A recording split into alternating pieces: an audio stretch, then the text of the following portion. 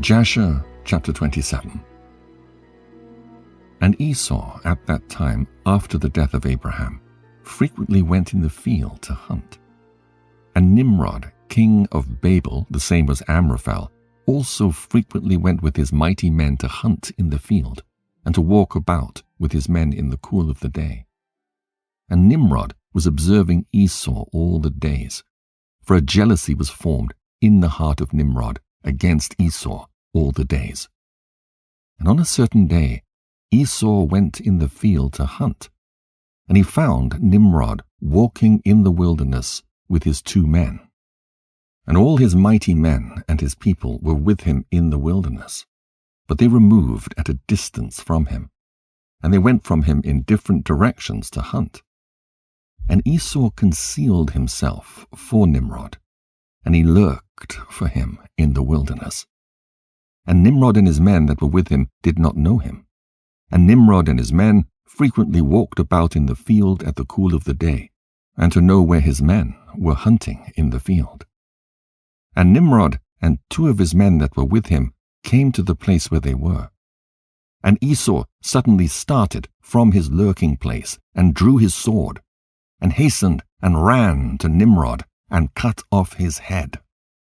And Esau fought a desperate fight with the 2 men that were with Nimrod. And when they called out to him, Esau turned to them and smote them to death with his sword.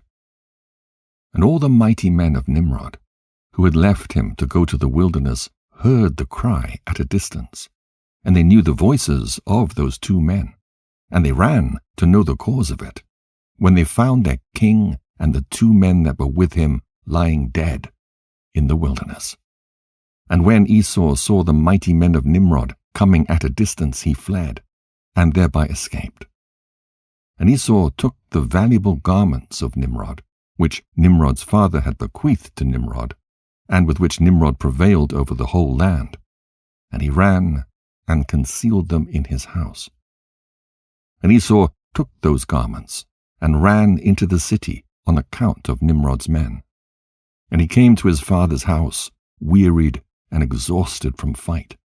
And he was ready to die through grief, when he approached his brother Jacob, and sat before him. And he said unto his brother Jacob, Behold, I shall die this day, and wherefore then do I want the birthright? And Jacob acted wisely with Esau in this matter. And Esau sold his birthright to Jacob, for it was so brought about by the Lord. And Esau's portion in the cave of the field of Machpelah, which Abraham had bought from the children of Heth for a possession of a burial ground, Esau also sold to Jacob. And Jacob bought all this from his brother Esau for value given. And Jacob wrote the whole of this in a book, and he testified the same with witnesses, and he sealed it. And the book remained in the hands of Jacob. And when Nimrod, the son of Cush, died, his men lifted him up and brought him in consternation, and buried him in his city. And all the days that Nimrod lived were 215 years, and he died. And the days that Nimrod reigned upon the people of the land were 185 years. And Nimrod died by the sword of Esau in shame and contempt. And the seed of Abraham caused his death, as he had seen in his dream. And at the death of Nimrod, his kingdom became divided into many divisions, and all those parts that Nimrod reigned over were restored to the respective kings of the land, who recovered them after the death of Nimrod. And all the people of the house of Nimrod were for a long time enslaved to all the other kings of the land. Jasher chapter 28. And in those days after the death of Abraham, in that year the Lord brought a heavy famine in the land. And whilst the famine was raging in the land of Canaan, Isaac rose up to go down to Egypt on account of the famine, as his father Abraham had done.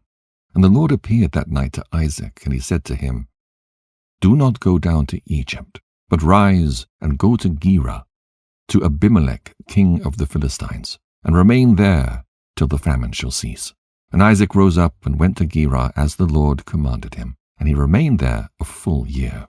And when Isaac came to Gerar, the people of the land saw that Rebekah his wife was of a beautiful appearance. And the people of Gerar asked Isaac concerning his wife, and he said, She is my sister. For he was afraid to say she was his wife, lest the people of the land should slay him on account of her.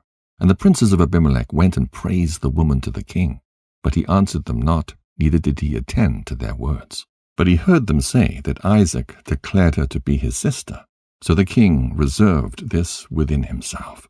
And when Isaac had remained 3 months in the land, Abimelech looked out at the window, and he saw, and behold, Isaac was sporting with Rebekah his wife. For Isaac dwelt in the outer house belonging to the king, so that the house of Isaac was opposite the house of the king.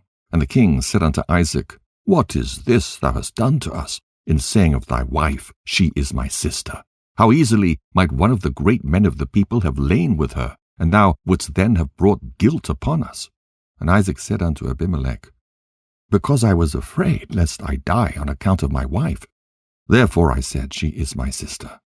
At that time Abimelech gave orders to all his princes and great men, and they took Isaac and Rebekah his wife, and brought them before the king.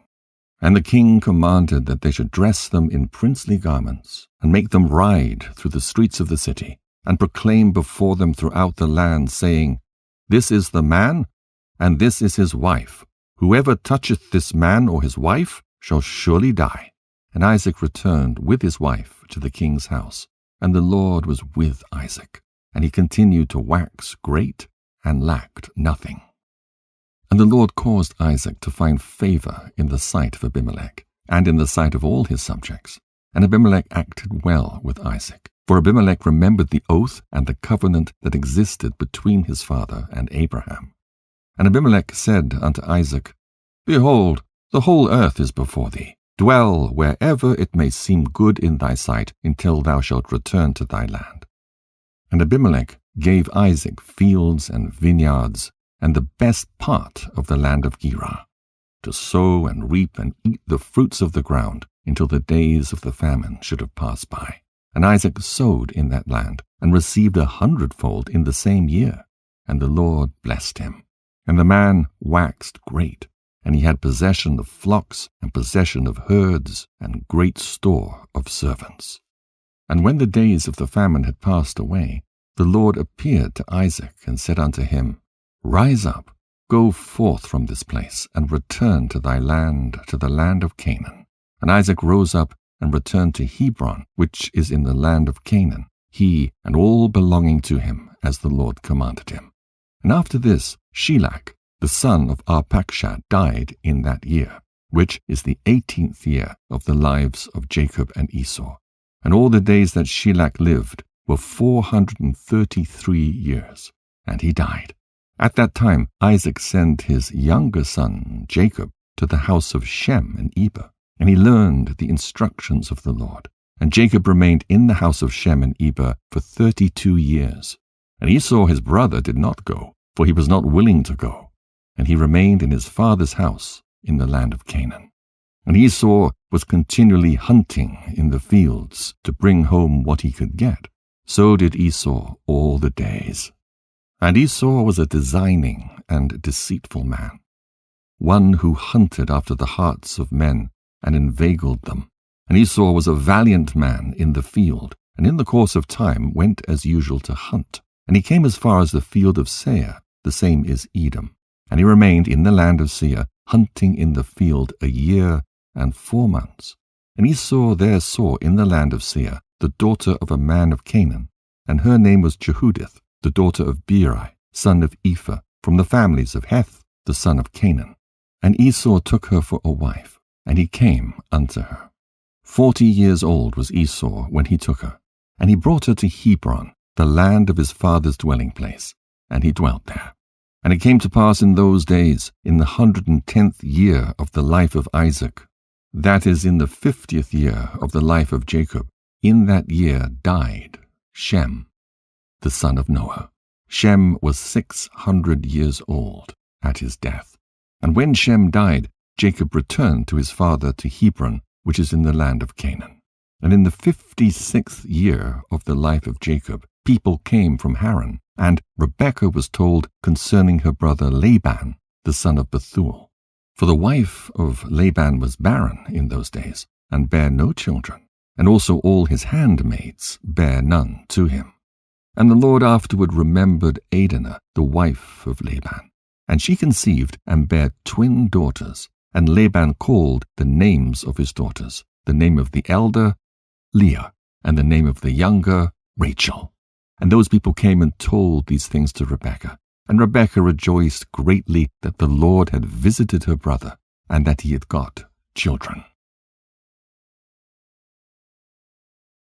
Jasher, chapter 29. And Isaac the son of Abraham became old and advanced in days, and his eyes became heavy through age. They were dim and could not see. At that time Isaac called unto Esau his son, saying, Get, I pray thee, thy weapons, thy quiver and thy bow. Rise up and go forth into the field, and get me some venison, and make me savory meat, and bring it to me, that I may eat, in order that I may bless thee before my death, as I have now become old and grey-headed. And Esau did so. And he took his weapon and went forth into the field to hunt for venison, as usual, to bring to his father as he had ordered him, so that he might bless him.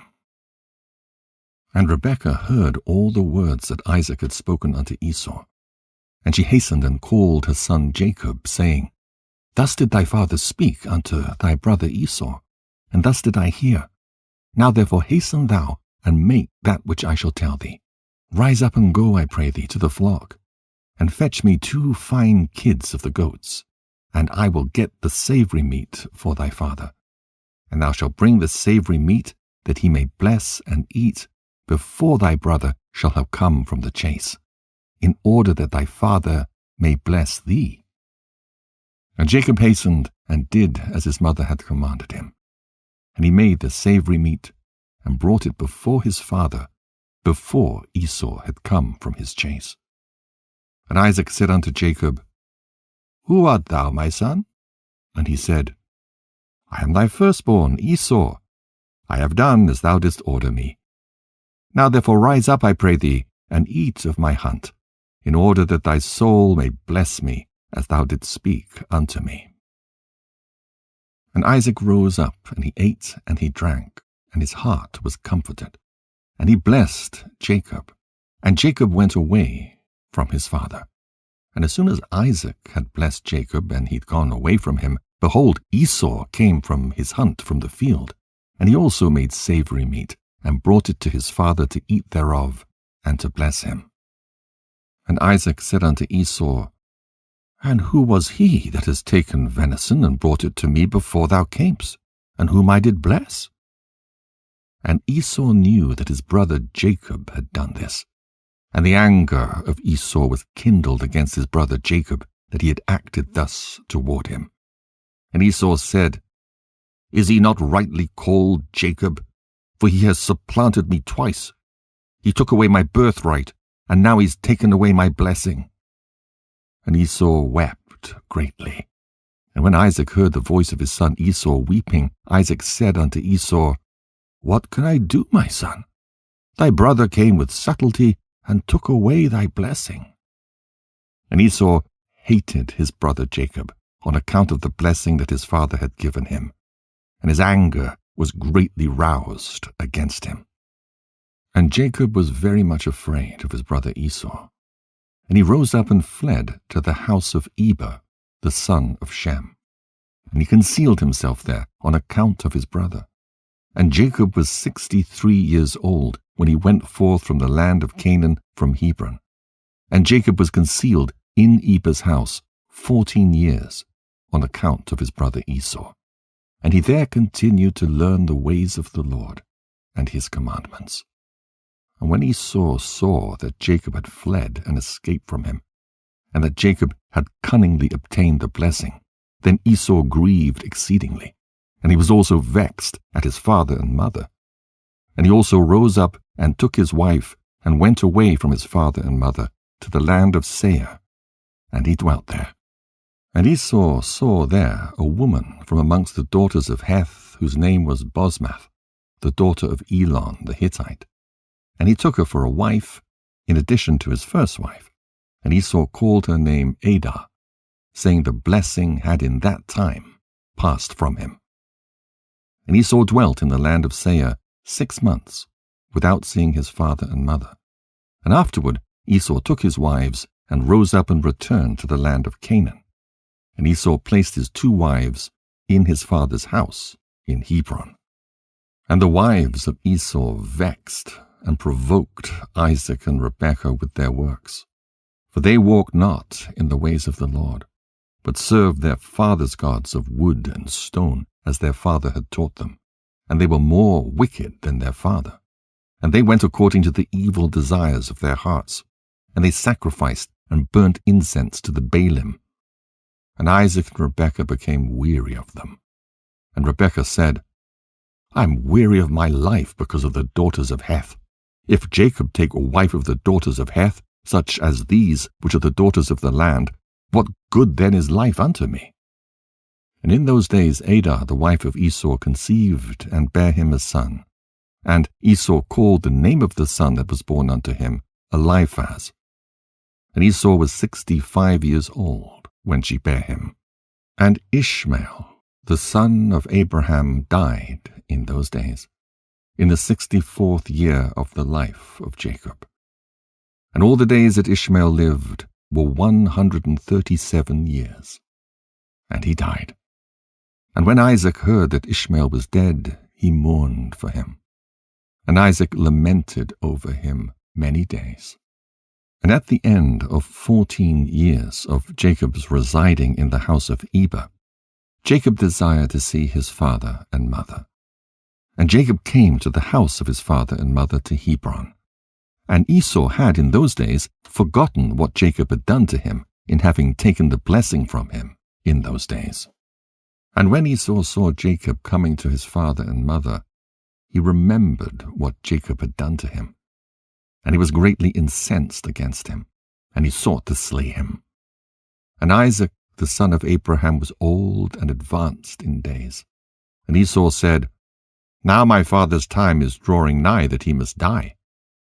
And when he shall die, I will slay my brother Jacob. And this was told to Rebekah.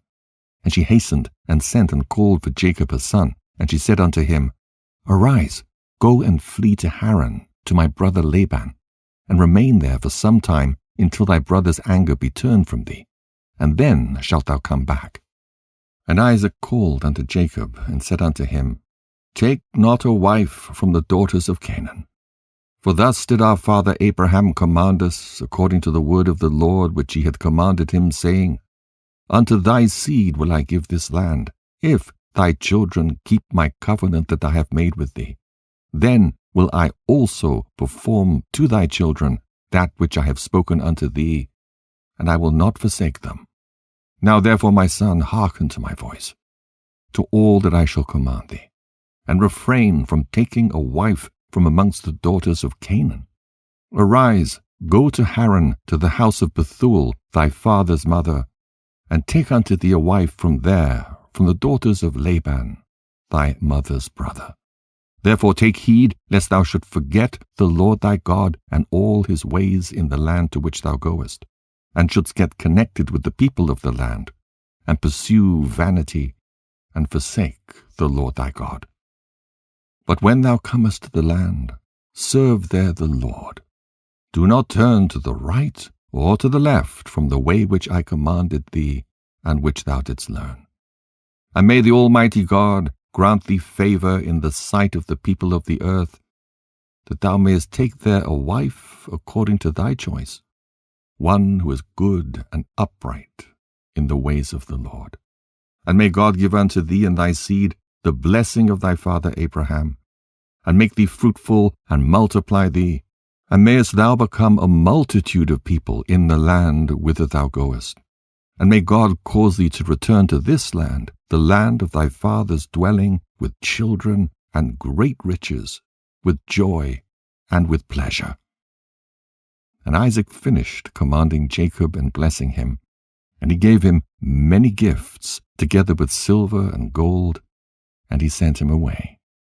And Jacob hearkened to his father and mother. He kissed them and arose and went to Padan Aram. And Jacob was 77 years old when he went out from the land of Canaan, from Beersheba. And when Jacob went away to go to Haran, Esau called unto his son Eliphaz, and secretly spoke unto him, saying, Now hasten, take thy sword in thy hand, and pursue Jacob, and pass before him in the road, and lurk for him, and slay him with thy sword in one of the mountains, and take all belonging to him, and come back. And Eliphaz the son of Esau was an active man, an expert with the bow, as his father had taught him, and he was a noted hunter in the field, and a valiant man. And Eliphaz did as his father had commanded him. And Eliphaz was at that time 13 years old. And Eliphaz rose up and went and took 10 of his mother's brothers with him, and pursued Jacob. And he closely followed Jacob, and he lurked for him in the border of the land of Canaan, opposite to the city of Shechem. And Jacob saw Eliphaz and his men pursuing him. And Jacob stood still in the place in which he was going, in order to know what it was, for he did not know the thing. And Eliphaz drew his sword, and he went on advancing, he and his men, toward Jacob. And Jacob said unto them, What is to do with you that you've come hither? And what meaneth it that you pursue with your swords? And Eliphaz came near to Jacob, and he answered and said unto him, Thus did my father command me, and now therefore I will not deviate from the orders which my father gave me. And when Jacob saw that Esau had spoken to Eliphaz to employ force, Jacob then approached and supplicated Eliphaz and his men, saying to him, Behold all that I have, and which my father and mother gave unto me, that take unto thee, and go from me, and do not slay me, and may this thing be accounted unto thee a righteousness. And the Lord caused Jacob to find favor in the sight of Eliphaz the son of Esau and his men, and they hearkened to the voice of Jacob, and they did not put him to death. And Eliphaz and his men took all belonging to Jacob, together with the silver and gold that he brought with him from Beersheba. They left him nothing. And Eliphaz and his men went away from him, and they returned to Esau to Beersheba. And they told him all that had occurred to them with Jacob, and they gave him all that they'd taken from Jacob. And Esau was indignant at Eliphaz his son, and at his men that were with him, because they'd not put Jacob to death. And they answered and said unto Esau, Because Jacob supplicated us in this matter not to slay him, our pity was excited toward him. And we took all belonging to him, and brought it unto thee. And Esau took all the silver and gold which Eliphaz had taken from Jacob, and he put them by in his house. At that time, when Esau saw that Isaac had blessed Jacob and had commanded him, saying, Thou shalt not take a wife from amongst the daughters of Canaan, and that the daughters of Canaan were bad in the sight of Isaac and Rebekah, then he went to the house of Ishmael his uncle, and in addition to his older wives, he took Machlath, the daughter of Ishmael, the sister of Nebaioth, for a wife. Jasher chapter 30. And Jacob went forth, continuing his road to Haran. And he came as far as Mount Moriah, and he tarried there all night near the city of Luz. And the Lord appeared there unto Jacob on that night. And he said unto him, I am the Lord God of Abraham, and the God of Isaac thy father. The land upon which thou liest I will give unto thee and thy seed. And behold, I am with thee, and will keep thee wherever thou goest. I will multiply thy seed as the stars of heaven. I will cause all thine enemies to fall before thee. And when they shall make war with thee, they shall not prevail over thee. And I will bring thee again unto this land, with joy, with children, and great riches. And Jacob awoke from his sleep, and he rejoiced greatly at the vision which he had seen. And he called the name of that place Bethel. And Jacob rose up from that place quite rejoiced. And when he walked, his feet felt light to him for joy. And he went from there to the land of the children of the east, and he returned to Haran, and he set by the shepherd's well. And he there found some men going from Haran to feed their flocks. And Jacob made inquiries of them, and they said, We are from Haran. And he said unto them, Do you know Laban, the son of Nahor? And they said, We know him. And behold, his daughter Rachel is coming along to feed her father's flock. While he was yet speaking with them, Rachel, the daughter of Laban, came to feed her father's sheep, for she was a shepherdess. And when Jacob saw Rachel, the daughter of Laban, his mother's brother, he ran and kissed her, and he lifted up his voice and wept. And Jacob told Rachel that he was the son of Rebekah, her father's sister. And Rachel ran and told her father, and Jacob continued to cry, because he had nothing with him to bring to the house of Laban. And when Laban heard that his sister's son Jacob had come, he ran and kissed him and embraced him, and brought him into the house, and gave him bread, and he ate. And Jacob related to Laban what his brother Esau had done to him, and what his son Eliphaz had done to him in the road. And Jacob resided in Laban's house for 1 month, and Jacob ate and drank in the house of Laban. And afterward Laban said unto Jacob, Tell me what shall be thy wages, for how canst thou serve me for naught? And Laban had no sons, but only daughters, and his other wives and handmaids were still barren in those days. And these are the names of Laban's daughters, which his wife Adenah had borne unto him. The name of the elder was Leah, and the name of the younger was Rachel. And Leah was tender-eyed, but Rachel was beautiful and well-favored, and Jacob loved her. And Jacob said unto Laban, I will serve thee 7 years for Rachel thy younger daughter. And Laban consented to this, and Jacob served Laban 7 years for his daughter Rachel. And in the 2nd year of Jacob's dwelling in Haran, which is the 79th year of the life of Jacob, in that year died Eber, the son of Shem. He was 464 years old at his death. And when Jacob heard that Eber was dead, he grieved exceedingly, and he lamented and mourned over him many days. And in the 3rd year of Jacob's dwelling in Haran, Bosmath, the daughter of Ishmael, the wife of Esau, bare unto him a son, and Esau called his name Ruel. And in the 4th year of Jacob's residence in the house of Laban, the Lord visited Laban and remembered him on account of Jacob. And sons were born unto him. And his firstborn was Beor, his second was Alib, and the third was Korash. And the Lord gave Laban riches and honor, sons and daughters, and the man increased greatly on account of Jacob. And Jacob in those days served Laban in all manner of work, in the house and in the field, and the blessing of the Lord was in all that belonged to Laban, in the house and in the field. And in the 5th year died Jehudith, the daughter of Beeri, the wife of Esau in the land of Canaan. And she had no sons, but daughters only. And these are the names of her daughters which she bare to Esau. The name of the elder was Marzith, and the name of the younger was Puith. And when Jehudith died, Esau rose up and went to Seir to hunt in the field as usual, and Esau dwelt in the land of Seir for a long time. And in the 6th year Esau took for a wife, in addition to his other wives, Ahlibamah, the daughter of Zebeon the Hivite, and Esau brought her to the land of Canaan.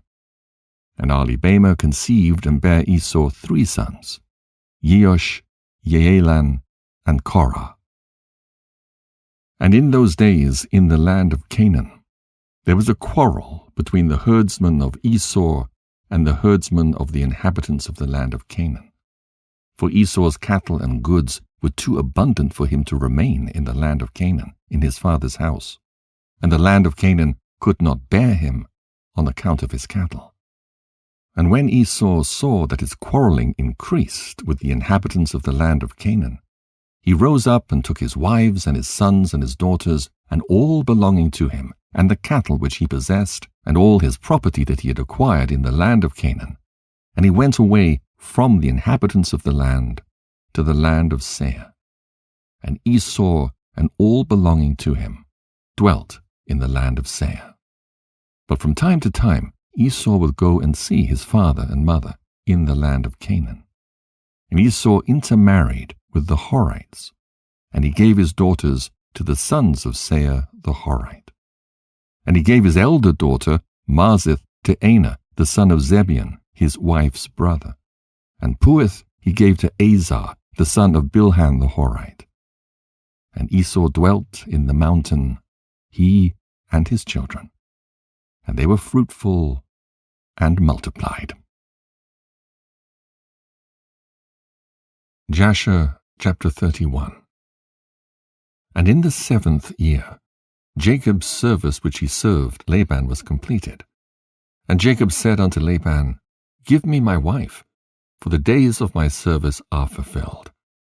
And Laban did so. And Laban and Jacob assembled all the people of that place, and they made a feast. And in the evening Laban came to the house, and afterward Jacob came there with the people of the feast. And Laban extinguished all the lights that were there in the house. And Jacob said unto Laban, Wherefore dost thou do this thing unto us? And Laban answered, Such is our custom to act in this land.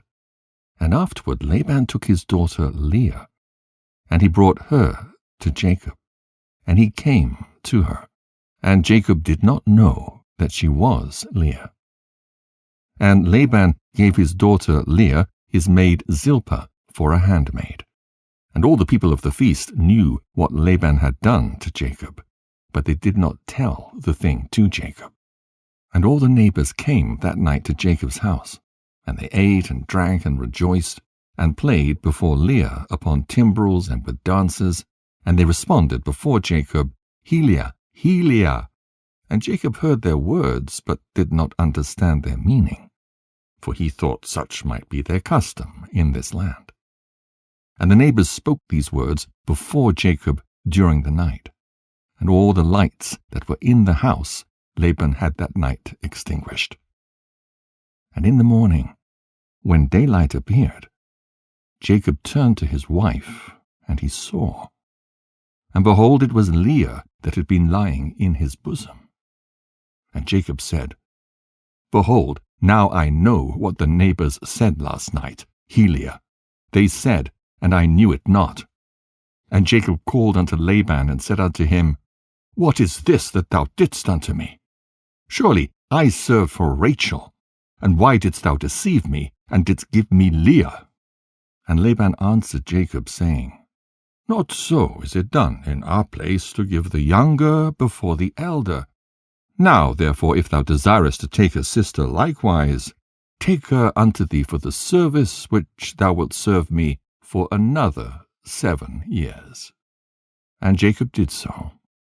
And he also took Rachel for a wife. And he served Laban 7 years more.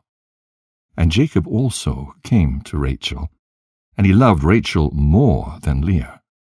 And Laban gave his maid Bilhah for a handmaid. And when the Lord saw that Leah was hated, the Lord opened her womb, and she conceived and bare Jacob 4 sons in those days. And these are their names, Reuben, Simeon, Levi, and Judah. And she afterward left bearing. And at that time Rachel was barren, and she had no offspring. And Rachel envied her sister Leah. And when Rachel saw that she bare no children to Jacob, she took her handmaid Bilhah, and she bare Jacob 2 sons, Dan and Naphtali. And when Leah saw that she had left bearing, she also took her handmaid Zilpah, and she gave her to Jacob for a wife. And Jacob also came to Zilpah, and she also bare Jacob 2 sons, Gad and Asher. And Leah again conceived, and bare Jacob in those days 2 sons and 1 daughter. And these are their names, Issachar, Zebulun, and their sister Dinah. And Rachel was still barren in those days. And Rachel prayed unto the Lord at that time, and she said, O Lord God, remember me, and visit me, I beseech thee. For now my husband will cast me off, for I have borne him no children. Now, O Lord God, hear my supplication before thee, and see my affliction, and give me children, like one of the handmaids, that I may no more bear my reproach. And God heard her, and opened her womb. And Rachel conceived and bare a son, and she said, The Lord has taken away my reproach. And she called his name Joseph, saying, May the Lord add to me another son. And Jacob was 91 years old when she bare him. At that time Jacob's mother Rebekah sent her nurse Deborah, the daughter of Uz, and 2 of Isaac's servants unto Jacob. And they came to Jacob to Haran, and they said unto him, Rebekah has sent us to thee, that thou shalt return to thy father's house, to the land of Canaan. And Jacob hearkened unto them in this which his mother had spoken. At that time the other 7 years which Jacob served Laban for Rachel were completed. And it was at the end of 14 years that he had dwelt in Haran, that Jacob said unto Laban, Give me my wives, and send me away, that I may go to my land. For behold, my mother did send unto me from the land at Canaan, that I should return to my father's house. And Laban said unto him, Not so, I pray thee. If I have found favor in thy sight, do not leave me. Appoint me thy wages, and I will give them, and remain with me. And Jacob said unto him, This is what thou shalt give me for wages, that I shall this day pass through all thy flock, and take away from them every lamb that is speckled and spotted, and such as are brown among the sheep and amongst the goats. And if thou wilt do this thing for me, I will return and feed thy flock, and keep them as at first. And Laban did so. And Laban removed from his flock all that Jacob had said, and gave them to him. And Jacob placed all that he had removed from Laban's flock in the hands of his sons, and Jacob was feeding the remainder of Laban's flock. And when the servants of Isaac, which he had sent unto Jacob, saw that Jacob would not then return with them to the land of Canaan to his father, they then went away from him, and they returned home to the land of Canaan. And Deborah remained with Jacob in Haran, and she did not return with the servants of Isaac to the land of Canaan. And Deborah resided with Jacob's wives and children in Haran. And Jacob served Laban 6 years longer. And when the sheep brought forth, Jacob removed from them such as were speckled and spotted, as he had determined with Laban. And Jacob did so at Laban's for 6 years. And the man increased abundantly, and he had cattle, and maidservants and menservants, camels, and asses. And Jacob had 200 drove of cattle, and his cattle were of large size and of beautiful appearance, and were very productive. And all the families of the sons of men desired to get some of the cattle of Jacob, for they were exceedingly prosperous. And many of the sons of men came to procure some of Jacob's flock. And Jacob gave them a sheep for a manservant, or a maidservant, or for an ass, or a camel, or whatever Jacob desired from them, they gave him. And Jacob obtained riches and honor and possessions by means of these transactions with the sons of men. And the children of Laban envied him of this honor. And in the course of time he heard the words of Laban's sons, saying, Jacob has taken away all that was our father's, and of that which was our father's has he acquired all this glory. And Jacob beheld the countenance of Laban and of his children, and behold, it was not toward him in those days, as it had been before. And the Lord appeared to Jacob at the expiration of 6 years, and said unto him, Arise, go forth out of this land, and return to the land of thy birthplace, and I will be with thee. And Jacob rose up at that time, and he mounted his children and wives, and all belonging to him upon camels, and he went forth to go to the land of Canaan, to his father. And Laban did not know that Jacob had gone from him, for Laban had been that day sheep-shearing. And Rachel stole her father's images, and she took them, and she concealed them upon the camel upon which she sat, and she went on. And this is the manner of the images.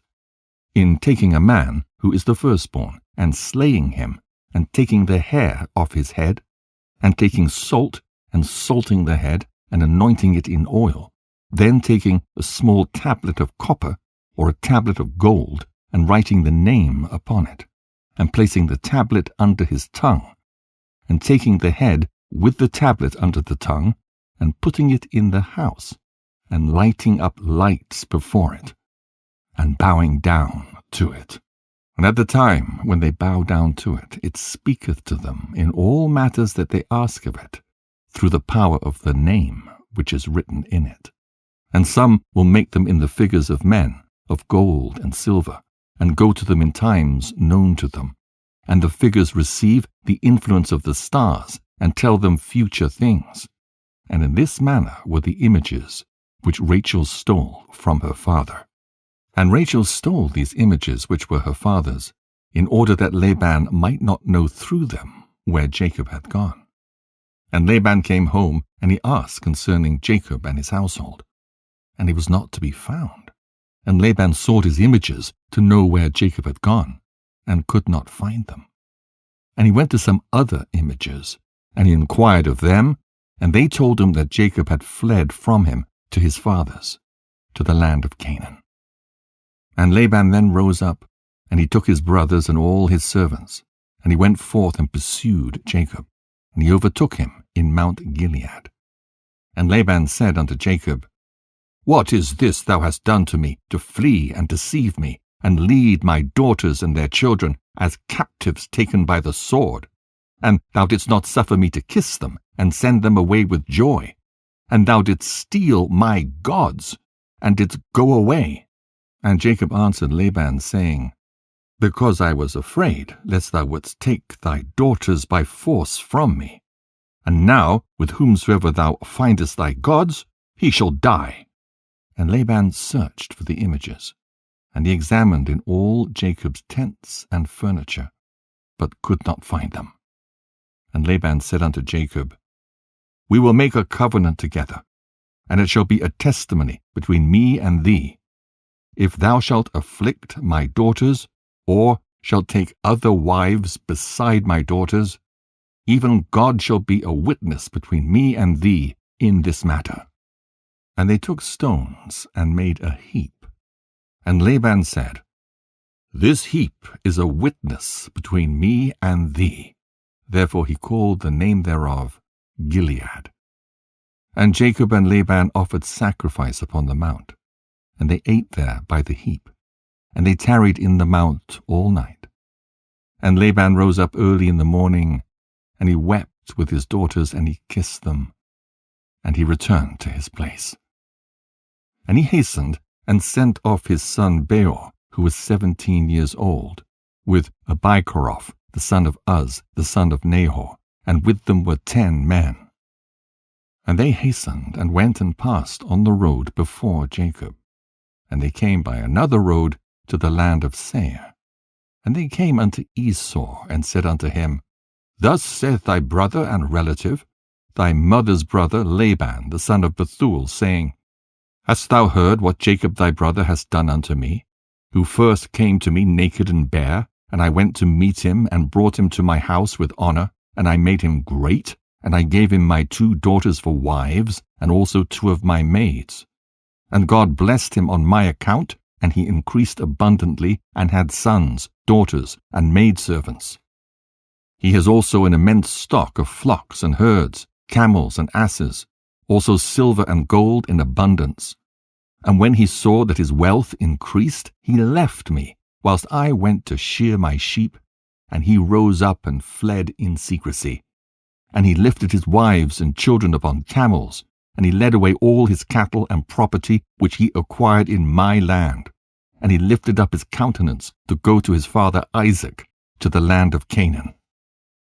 And he did not suffer me to kiss my daughters and their children, and he led my daughters as captives taken by the sword, and he also stole my gods, and he fled. And now I have left him in the mountain of the Book of Jasher, him and all belonging to him. He lacketh nothing. If it be thy wish to go to him, go then, and there wilt thou find him, and thou canst do unto him as thy soul desireth. And Laban's messengers came and told Esau all these things. And Esau heard all the words of Laban's messengers, and his anger was greatly kindled against Jacob. And he remembered his hatred, and his anger burned within him. And Esau hastened and took his children and servants and the souls of his household, being 60 men. And he went and assembled all the children of Seir the Horite and their people, being 340 men, and took all this number of 400 men with drawn swords. And he went unto Jacob to smite him.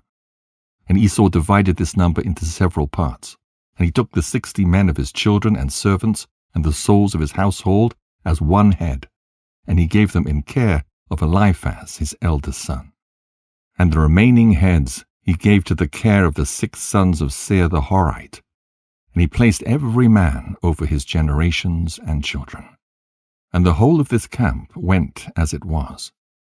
And Esau went amongst them toward Jacob, and he conducted them with speed. And Laban's messengers departed from Esau and went to the land of Canaan, and they came to the house of Rebekah, the mother of Jacob and Esau. And they told her, saying, Behold, thy son Esau hath gone against his brother Jacob with 400 men, for he heard that he was coming, and he's gone to make war with him, and to smite him, and to take all that he has. And Rebekah hastened, and sent 72 men from the servants of Isaac to meet Jacob on the road. For she said, Peradventure Esau may make war in the road when he meets him. And these messengers went on the road to meet Jacob. And they met him in the road of the brook, on the opposite side of the brook Jabbok. And Jacob said when he saw them, This camp is destined to me from God. And Jacob called the name of that place Machnaim. And Jacob knew all his father's people. And he kissed them and embraced them and came with them. And Jacob asked them concerning his father and mother, and they said, They were well. And these messengers said unto Jacob, Rebekah thy mother hath sent us to thee, saying, I have heard, my son, that thy brother Esau has gone forth against thee on the road with men from the children of Seir the Horite. And therefore, my son, hearken to my voice, and see with thy counsel what thou wilt do. And when he cometh up to thee, supplicate him, and do not speak rashly to him, and give him a present from what thou possessest, and from what God has favoured thee with. And when he asketh thee concerning thy affairs, conceal nothing from him. Perhaps he may turn from his anger against thee, and thou wilt thereby save thy soul, thou and all belonging to thee. For it is thy duty to honour him, for he is thy elder brother.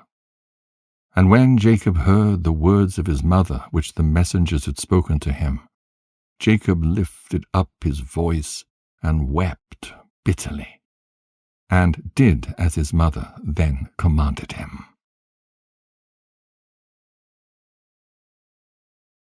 Jasher chapter 32. And at that time Jacob sent messengers to his brother Esau toward the land of Seir, and he spoke to him words of supplication.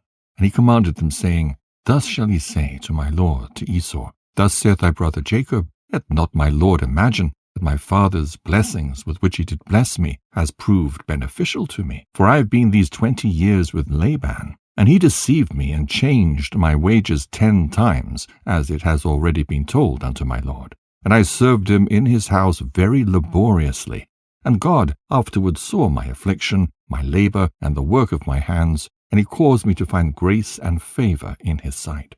And I afterward, through God's great mercy and kindness, required oxen and asses and cattle and menservants and maidservants. And now I am coming to my land and my home, to my father and mother, who are in the land of Canaan. And I have sent to let my Lord know all this, in order to find favor in sight of my Lord, so that he may not imagine that I have of myself obtained wealth, or that the blessing with which my father blessed me has benefited me. And those messengers went to Esau, and found him on the borders of the land of Edom, going toward Jacob, and 400 men of the children of Seir the Horite were standing with drawn swords. And the messengers of Jacob told Esau all the words that Jacob had spoken to them concerning Esau. And Esau answered them with pride and contempt, and said unto them, Surely I have heard, and truly it has been told unto me, what Jacob has done to Laban, who exalted him in his house, gave him daughters for wives, and he begat sons and daughters, and abundantly increased in wealth and riches in Laban's house through his means. And when he saw that his wealth was abundant, and his riches great, he fled with all belonging to him from Laban's house, and he led Laban's daughters away from the face of their father as captives taken by the sword, without telling him of it. And not only to Laban has Jacob done thus, but also unto me has he done so, and has twice supplanted me. And shall I be silent? Now therefore I have this day come with my camps to meet him, and I will do unto him according to the desire of my heart. And the messengers returned, and came to Jacob, and said unto him, We came to thy brother, to Esau, and we told him all thy words, and thus has he answered us. And behold, he cometh to meet thee with 400 men. Now then know and see what thou shalt do, and pray before God to deliver thee from him. And when he heard the words of his brother which he had spoken to the messengers of Jacob, Jacob was greatly afraid, and he was distressed. And Jacob prayed to the Lord his God, and he said, O Lord God of my fathers, Abraham and Isaac, thou didst say unto me when I went away from my father's house, saying, I am the Lord God of thy father and the God of Isaac. Unto thee do I give this land, and thy seed after thee. And I will make thy seed as the stars of heaven, and thou shalt spread forth to the 4 sides of heaven. And in thee and in thy seed shall all the families of the earth be blessed. And thou didst establish thy words, and didst give unto me riches and children and cattle, as the utmost wishes of my heart didst thou give unto thy servant. Thou didst give unto me all that I asked from thee, so that I lacked nothing. And thou didst afterward say unto me, Return to thy parents and to thy birthplace, and I will still do well with thee. And now that I have come, and thou didst deliver me from Laban, I shall fall in the hands of Esau, who will slay me, yea, together with the mothers of my children. Now therefore, O Lord God, deliver me, I pray thee, and also from the hands of my brother Esau, for I am greatly afraid of him. And if there is no righteousness in me, do it for the sake of Abraham and my father Isaac.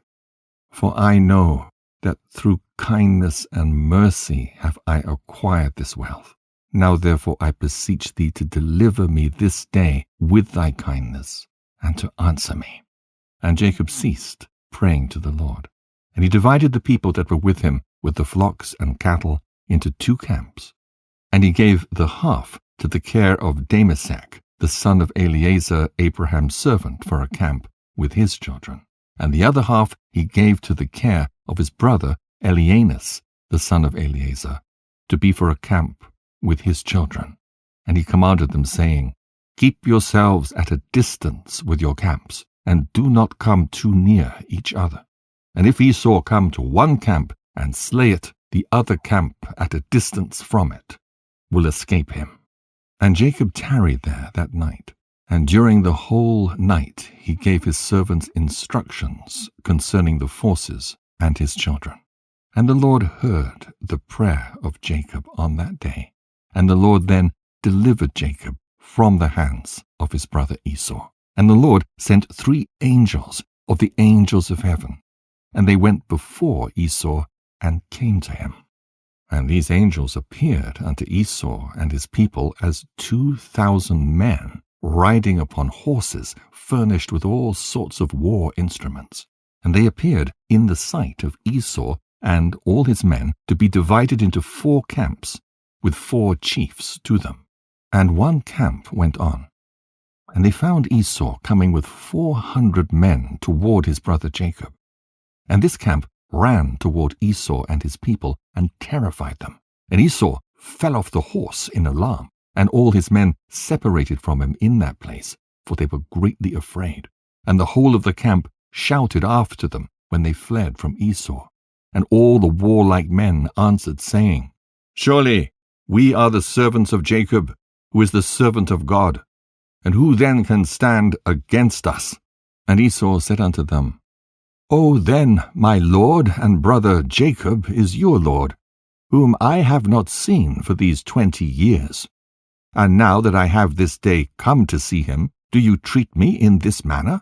And the angels answered him, saying, As the Lord liveth, were not Jacob, of whom thou speakest, thy brother, we had not let one remaining from thee and thy people. But only on account of Jacob we will do nothing to them. And this camp passed from Esau and his men, and it went away.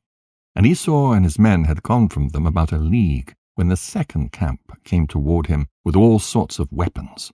And they also did unto Esau and his men as the first camp had done to them. And when they had left it to go on, behold, the third camp came toward him, and they were all terrified. And Esau fell off the horse, and the whole camp cried out and said, Surely we are the servants of Jacob, who is the servant of God, and who can stand against us? And Esau again answered them, saying, O then, Jacob my lord, and your lord is my brother, and for 20 years I have not seen his countenance. And hearing this day that he was coming, I went this day to meet him. And do you treat me in this manner? And they answered him and said unto him, As the Lord liveth, were not Jacob thy brother, as thou didst say, we had not left a remnant from thee and thy men. But on account of Jacob, of whom thou speakest, being thy brother, we will not meddle with thee or thy men. And the third camp also passed from them. And he still continued his road with his men toward Jacob, when the fourth camp came toward him. And they also did unto him and his men as the others had done. And when Esau beheld the evil which the 4 angels had done to him and to his men, he became greatly afraid of his brother Jacob, and he went to meet him in peace. And Esau concealed his hatred against Jacob, because he was afraid of his life on account of his brother Jacob, and because he imagined that the 4 camps that he had lighted upon were Jacob's servants. And Jacob tarried that night with his servants in their camps, and he resolved with his servants to give unto Esau a present from all that he had with him.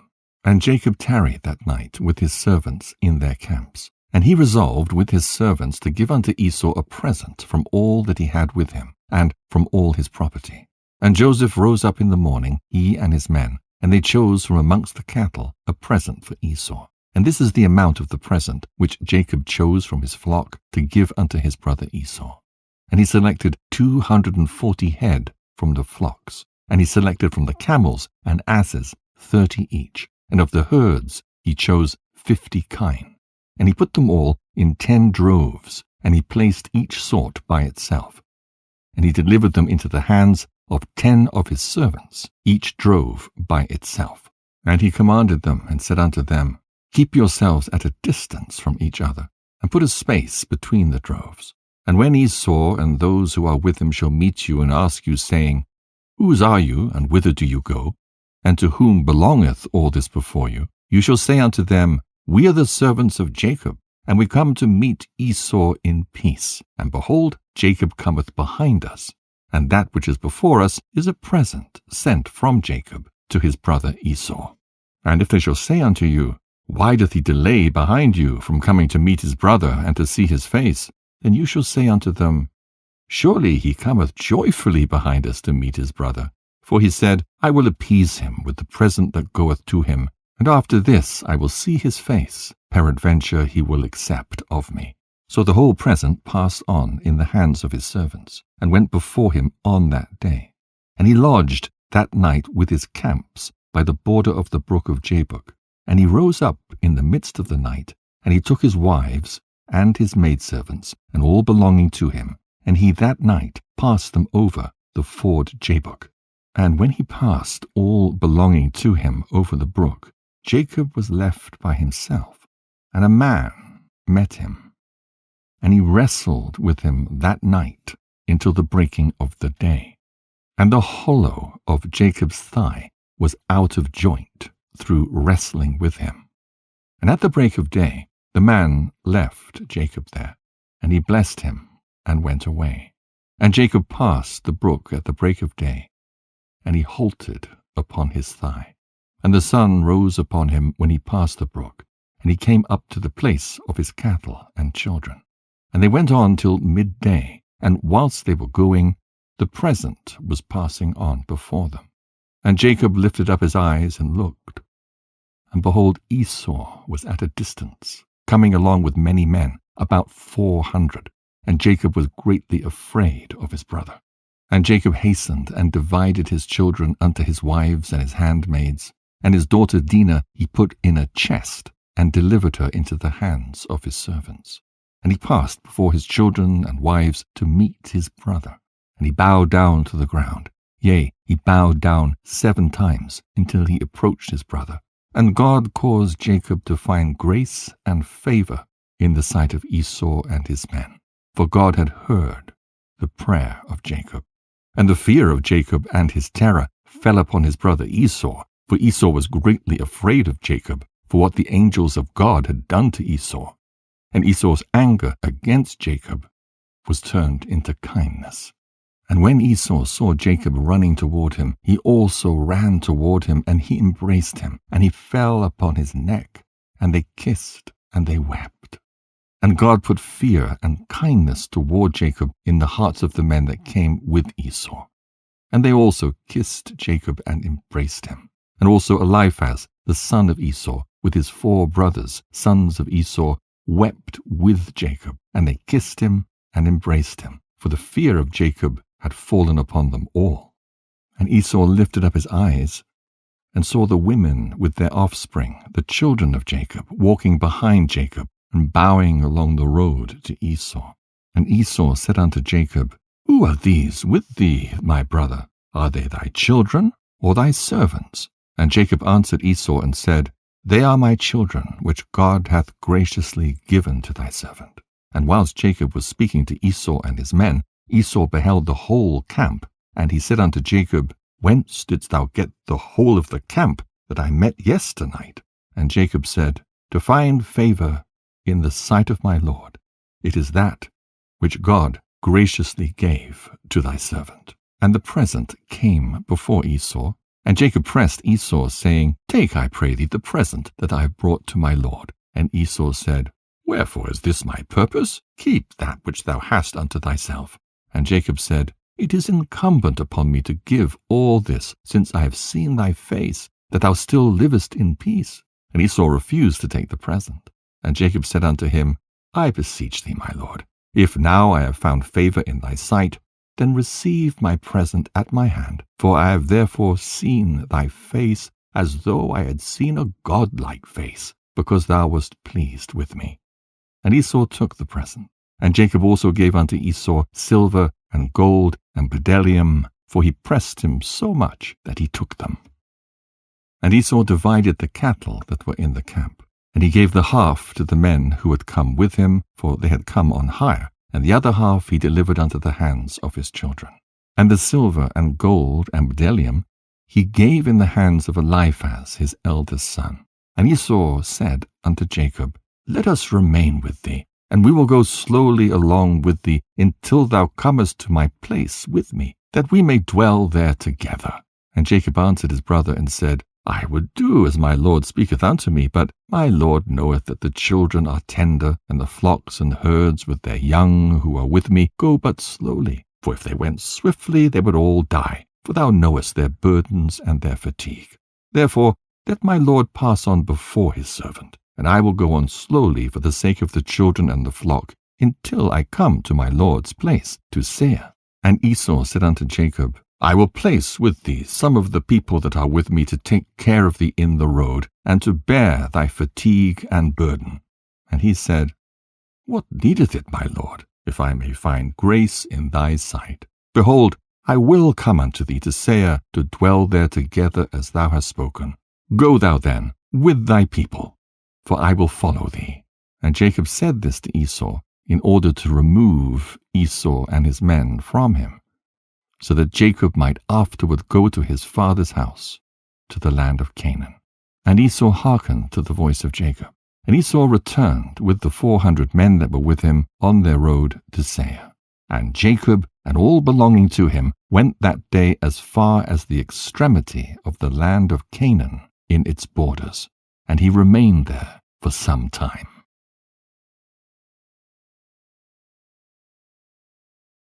Jasher chapter 33. And in some time after, Jacob went away from the borders of the land, and he came to the land of Shalem, that is the city of Shechem, which is in the land of Canaan. And he rested in front of the city. And he bought a parcel of the field which was there, from the children of Hamor, the people of the land, for 5 shekels. And Jacob there built himself a house, and he pitched his tent there, and he made booths for his cattle. Therefore he called the name of that place Succoth. And Jacob remained in Succoth 1 year and 6 months. At that time some of the women of the inhabitants of the land went to the city of Shechem to dance and rejoice with the daughters of the people of the city. And when they went forth, then Rachel and Leah, the wives of Jacob, with their families, also went to behold the rejoicing of the daughters of the city. And Dinah, the daughter of Jacob, also went along with them, and saw the daughters of the city. And they remained there before these daughters, whilst all the people of the city were standing by them to behold their rejoicings. And all the great people of the city were there. And Shechem, the son of Hamor, the prince of the land, was also standing there to see them. And Shechem beheld Dinah, the daughter of Jacob, sitting with her mother before the daughters of the city. And the damsel pleased him greatly. And he there asked his friends and his people, saying, Whose daughter is that, sitting amongst the women who I do not know in this city? And they said unto him, Surely this is the daughter of Jacob, the son of Isaac the Hebrew, who has dwelt in this city for some time. And when it was reported that the daughters of the land were going forth to rejoice, she went with her mother and maidservants to sit amongst them, as thou seest. And Shechem beheld Dinah, the daughter of Jacob. And when he looked at her, his soul became fixed upon Dinah. And he sent and had her taken by force. And Dinah came to the house of Shechem, and he seized her forcibly, and lay with her, and humbled her. And he loved her exceedingly, and placed her in his house. And they came and told the thing unto Jacob. And when Jacob heard that Shechem had defiled his daughter Dinah, Jacob sent 12 of his servants to fetch Dinah from the house of Shechem. And they went and came to the house of Shechem to take away Dinah from there. And when they came, Shechem went out to them with his men, and drove them from his house. And he would not suffer them to come before Dinah. But Shechem was sitting with Dinah, kissing and embracing her before their eyes. And the servants of Jacob came back and told him, saying, When we came, he and his men drove us away, and thus did Shechem do unto Dinah before our eyes. And Jacob knew moreover that Shechem had defiled his daughter, but he said nothing. And his sons were feeding his cattle in the field, and Jacob remained silent till their return. And before his sons came home, Jacob sent 2 maidens from his servants' daughters to take care of Dinah in the house of Shechem, and to remain with her. And Shechem sent 3 of his friends to his father Hamor, the son of Chedechem, the son of Pered, saying, Give me this damsel for a wife. And Hamor, the son of Chedechem the Hivite, came to the house of Shechem his son, and he sat before him. And Hamor said unto his son, Shechem, is there no woman amongst the daughters of thy people, that thou wilt take an Hebrew woman, who is not of thy people? And Shechem said to him, Her only must thou get for me, for she is delightful in my sight. And Hamor did according to the word of his son, for he was greatly beloved by him. And Hamor went forth to Jacob to commune with him concerning this matter. And when he had gone from the house of his son Shechem, before he came to Jacob to speak unto him, behold, the sons of Jacob had come from the field, as soon as they heard the thing that Shechem the son of Hamor had done. And the men were very much grieved concerning their sister, and they all came home fired with anger before the time of gathering in their cattle. And they came and sat before their father, and they spoke unto him kindled with wrath, saying, Surely death is due to this man and to his household, because the Lord God of the whole earth commanded Noah and his children that man shall never rob nor commit adultery. Now behold, Shechem has both ravaged and committed fornication with our sister, and not one of all the people of the city spoke a word to him. Surely thou knowest and understandest that the judgment of death is due to Shechem and to his father, and to the whole city on account of the thing which he has done. And whilst they were speaking before their father in this matter, behold, Hamor, the father of Shechem, came to speak to Jacob the words of his son concerning Dinah. And he sat before Jacob and before his sons. And Hamor spoke unto them, saying, The soul of my son Shechem longeth for your daughter. I pray you give her unto him for a wife, and intermarry with us. Give us your daughters, and we will give you our daughters. And you shall dwell with us in our land, and we will be as one people in the land. For our land is very extensive. So dwell ye, and trade therein, and get possessions in it, and do therein as you desire. And no one shall prevent you by saying a word to you. And Hamor ceased speaking unto Jacob and his sons. And behold, Shechem his son had come after him, and he sat before them. And Shechem spoke before Jacob and his sons, saying, May I find favor in your sight, that you will give me your daughter, and whatever you say unto me, that will I do for her. Ask me for abundance of dowry and gift, and I will give it. And whatever you shall say unto me, that will I do. And whoever he be that will rebel against your orders, he shall die. Only give me the damsel for a wife. And Simeon and Levi answered Hamor and Shechem his son deceitfully, saying, All you have spoken unto us we will do for you. And behold, our sister is in your house. But keep away from her until we send to our father Isaac concerning this matter. For we can do nothing without his consent. For he knoweth the ways of our father Abraham, and whatever he saith unto us we will tell you. We will conceal nothing from you. And Simeon and Levi spoke this unto Shechem and his father, in order to find a pretext, and to seek counsel what was to be done to Shechem and to his city in this matter.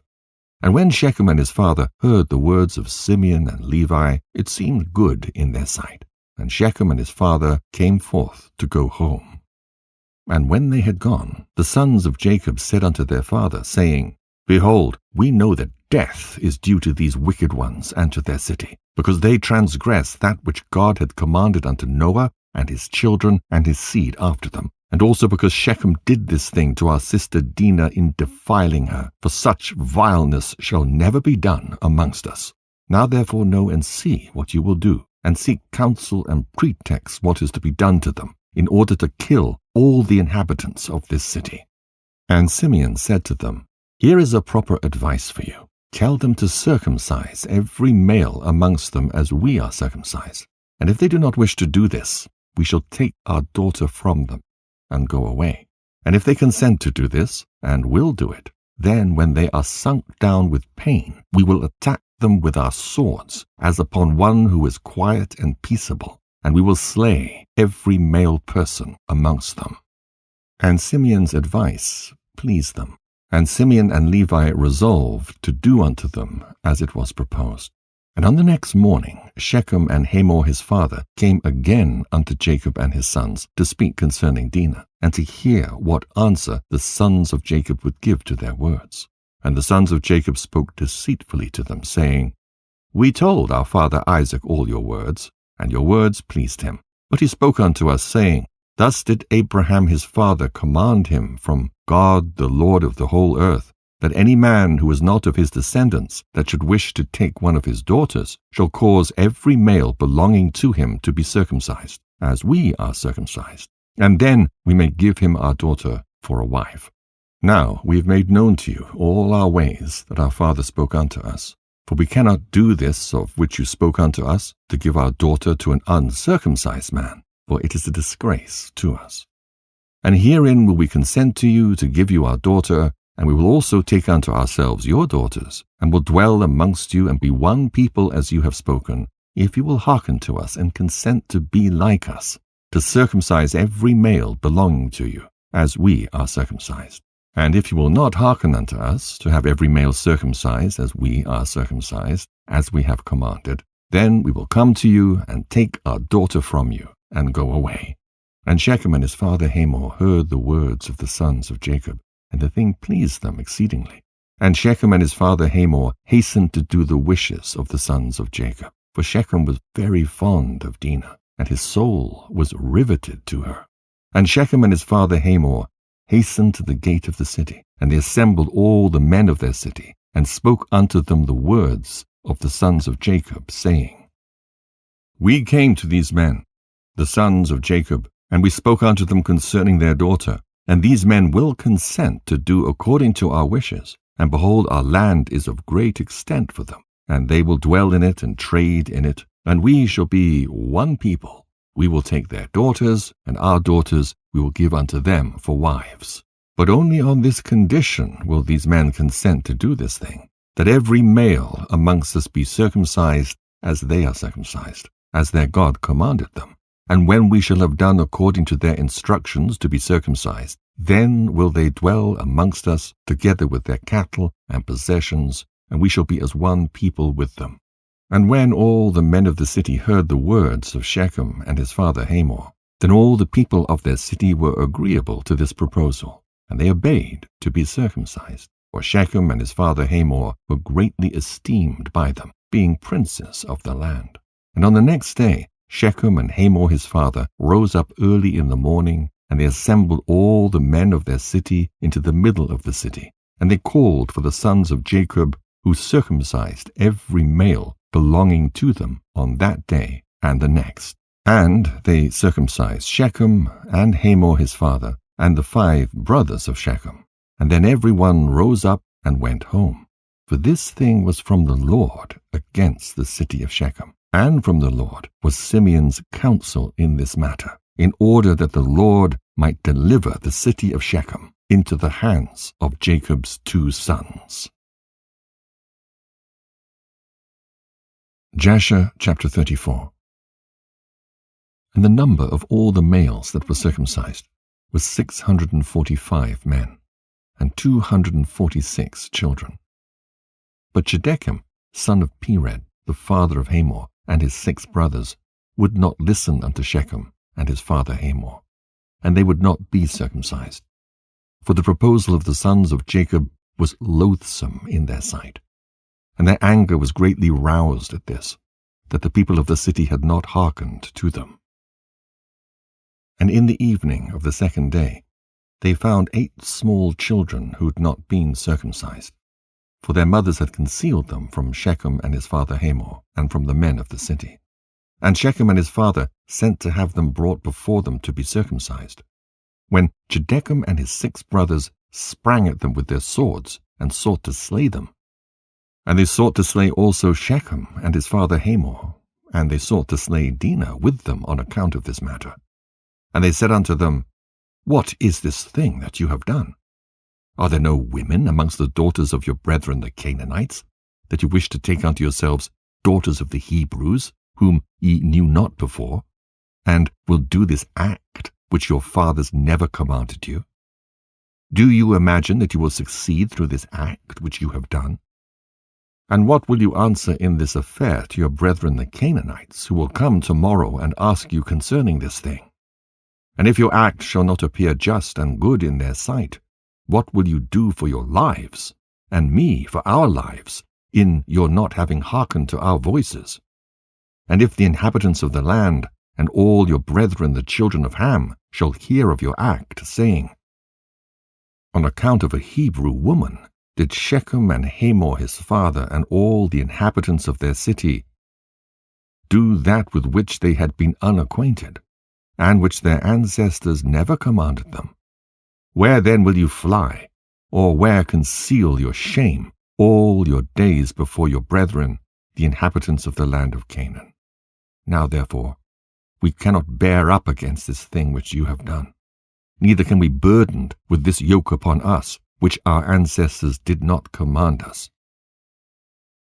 Behold, tomorrow we will go and assemble all our brethren, the Canaanitish brethren who dwell in the land, and we will all come and smite you and all those who trust in you, that there shall not be a remnant left from you or them. And when Hamor and his son Shechem and all the people of the city heard the words of Shechem and his brothers, they were terribly afraid of their lives at their words, and they repented of what they had done. And Shechem and his father Hamor answered their father Shechem and his brethren, and they said unto them, All the words which you spoke unto us are true.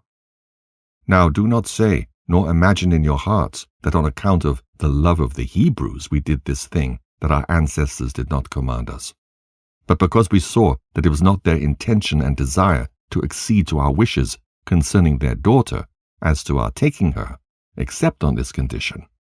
So we hearkened to their voices, and did this act which you saw, in order to obtain our desire from them. And when we shall have obtained our request from them, we will then return to them and do unto them that which you say unto us. We beseech you then to wait and tarry until our flesh shall be healed, and we again become strong. And we will then go together against them, and do unto them that which is in your hearts and in ours. And Dinah, the daughter of Jacob, heard all these words which Shechem and his brothers had spoken, and what Hamor and his son Shechem and the people of their city had answered them. And she hastened and sent one of her maidens, that her father had sent to take care of her in the house of Shechem, to Jacob her father and to her brethren, saying, Thus did Shechem and his brothers advise concerning you, and thus did Hamor and Shechem and the people of the city answer them. And when Jacob heard these words, he was filled with wrath, and he was indignant at them, and his anger was kindled against them. And Simeon and Levi swore and said, As the Lord liveth, the God of the whole earth, by this time tomorrow there shall not be a remnant left in the whole city. And 20 young men had concealed themselves, who were not circumcised. And these young men fought against Simeon and Levi.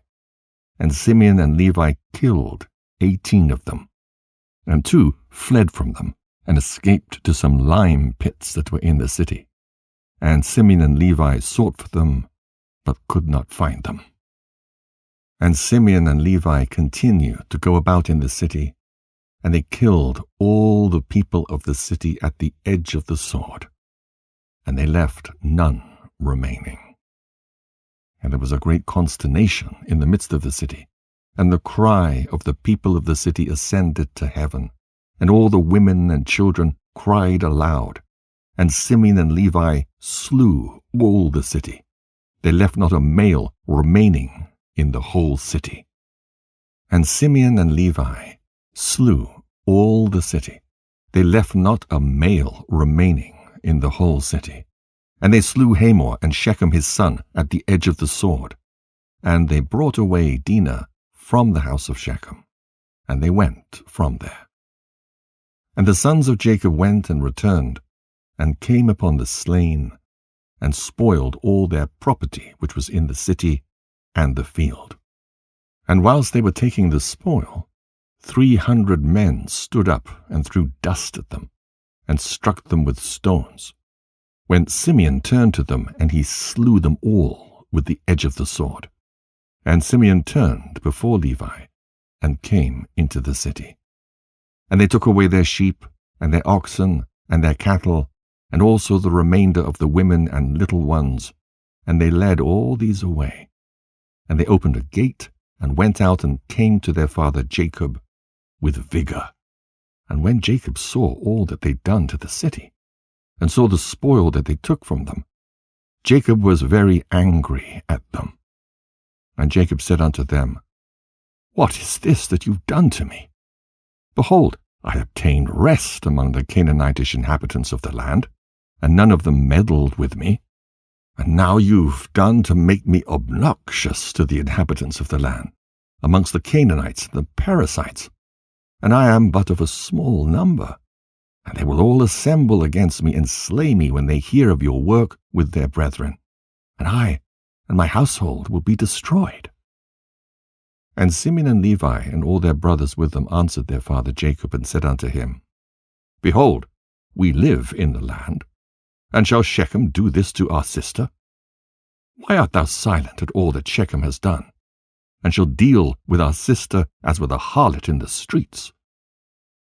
And the number of women whom Simeon and Levi took captives from the city of Shechem, whom they did not slay, was 85, who had not known man. And amongst them was a young damsel of beautiful appearance and well favored, whose name was Bunah, and Simeon took her for a wife. And the number of the males which they took captives and did not slay was 47 men, and the rest they slew. And all the young men and women that Simeon and Levi had taken captives from the city of Shechem were servants to the sons of Jacob and to their children after them, until the day of the sons of Jacob going forth from the land of Egypt. And when Simeon and Levi had gone forth from the city, the 2 young men that were left, who had concealed themselves in the city and did not die amongst the people of the city, rose up. And these young men went into the city and walked about in it, and found the city desolate, without man, and only women weeping. And these young men cried out and said, "Behold, this is the evil which the sons of Jacob the Hebrew did to this city, in their having this day destroyed one of the Canaanitish cities, and were not afraid of their lives of all the land of Canaan." And these men left the city, and went to the city of Tapnach. And they came there and told the cities of Tapnach all that had befallen them, and all that the sons of Jacob had done to the city of Shechem. And the information reached Jasher, king of Tapnach, and he sent men to the city of Shechem to see those young men. For the king did not believe them in this account, saying, "How could 2 men lay waste such a large town as Shechem?"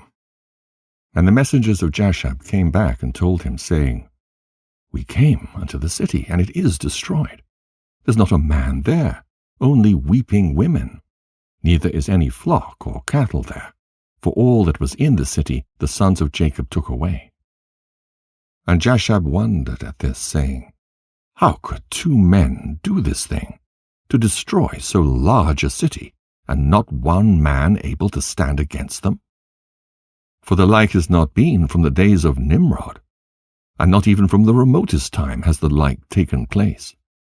And Jashub king of Tapnach said to his people, "Be courageous, and we will go and fight against these Hebrews, and do unto them as they did unto the city, and we will avenge the cause of the people of the city."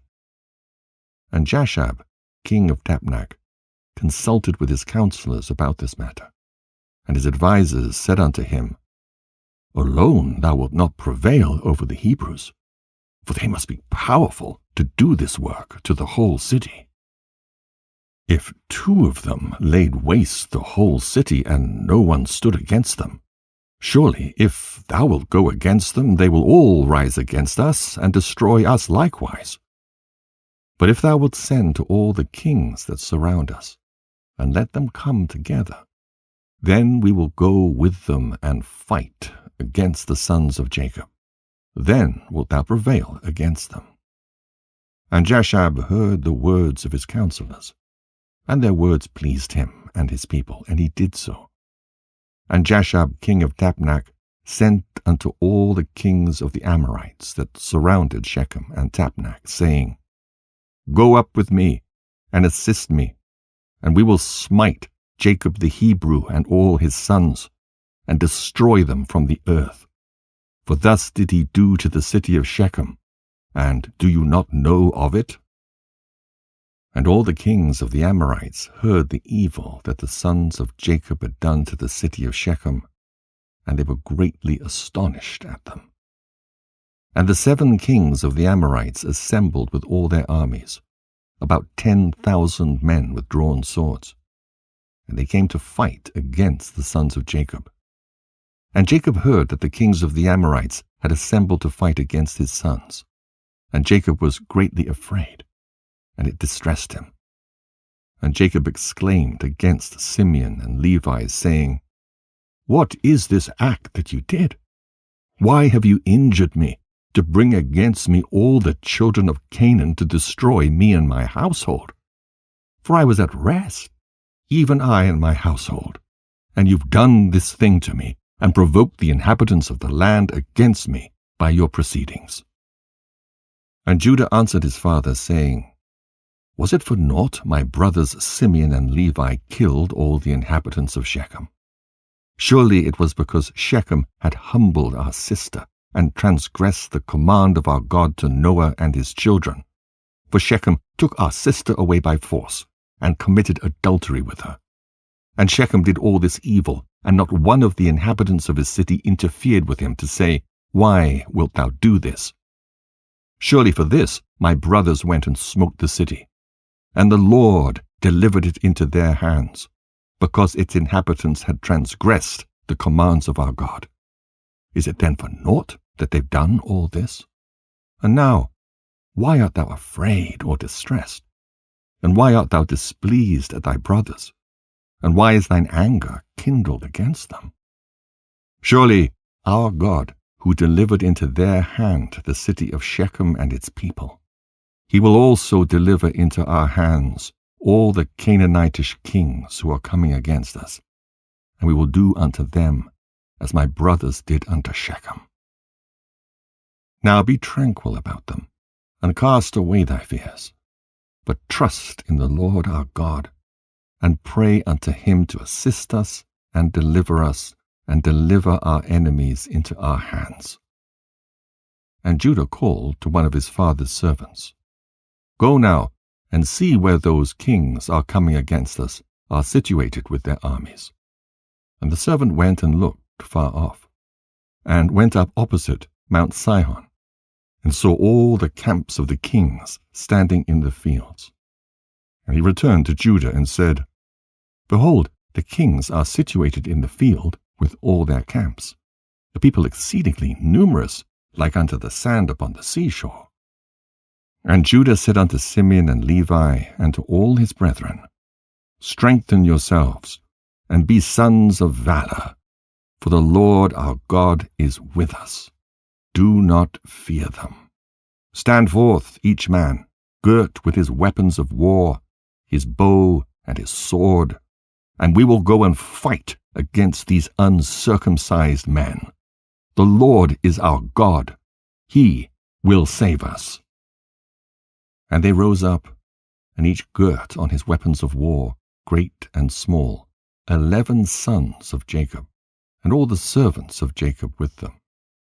And all the servants of Isaac who were with Isaac in Hebron, all came to them equipped in all sorts of war instruments. And the sons of Jacob and their servants, being 112 men, went towards these kings. And Jacob also went with them. And the sons of Jacob sent unto their father Isaac, the son of Abraham, to Hebron, the same is Kiriath Arba, saying, "Pray, we beseech thee, for us unto the Lord our God, to protect us from the hands of the Canaanites who are coming against us, and to deliver them into our hands." And Isaac the son of Abraham prayed unto the Lord for his sons, and he said, "O Lord God, thou didst promise my father, saying, I will multiply thy seed as the stars of heaven. And thou didst also promise me. And establish thou thy word, now that the kings of Canaan are coming together to make war with my children, because they committed no violence. Now therefore, O Lord God, God of the whole earth, pervert, I pray thee, the counsel of these kings, that they may not fight against my sons, and impress the hearts of these kings and their people with the terror of my sons, and bring down their pride, and that they may turn away from my sons. And with thy strong hand and outstretched arm, deliver my sons and their servants from them. For power and might are in thy hands to do all this. And the sons of Jacob and their servants went toward these kings, and they trusted in the Lord their God.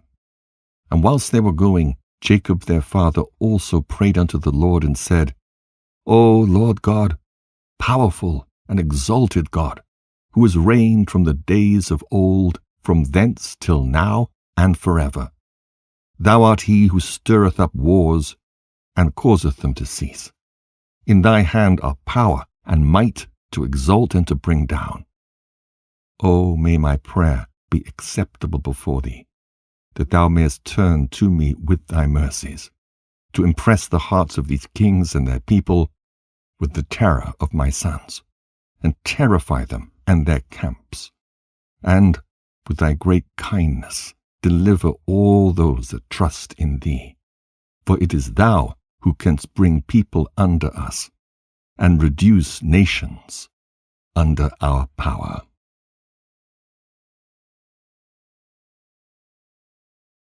Jasher, chapter 35. And all the kings of the Amorites came and took their stand in the field to consult with their counselors what was to be done with the sons of Jacob. For they were still afraid of them, saying, Behold, 2 of them slew the whole of the city of Shechem. And the Lord heard the prayers of Isaac and Jacob, and he filled the hearts of all these kings' advisers with great fear and terror, that they unanimously exclaimed, Are you silly this day? Or is there no understanding in you that you will fight with the Hebrews? And why will you take a delight in your own destruction this day? Behold, 2 of them came to the city of Shechem without fear or terror, and they killed all the inhabitants of the city, that no man stood up against them. And how will you be able to fight with them all? Surely you know that their God is exceedingly fond of them, and has done mighty things for them, such as have not been from the days of old. And amongst all the gods of nations there is none can do like unto his mighty deeds.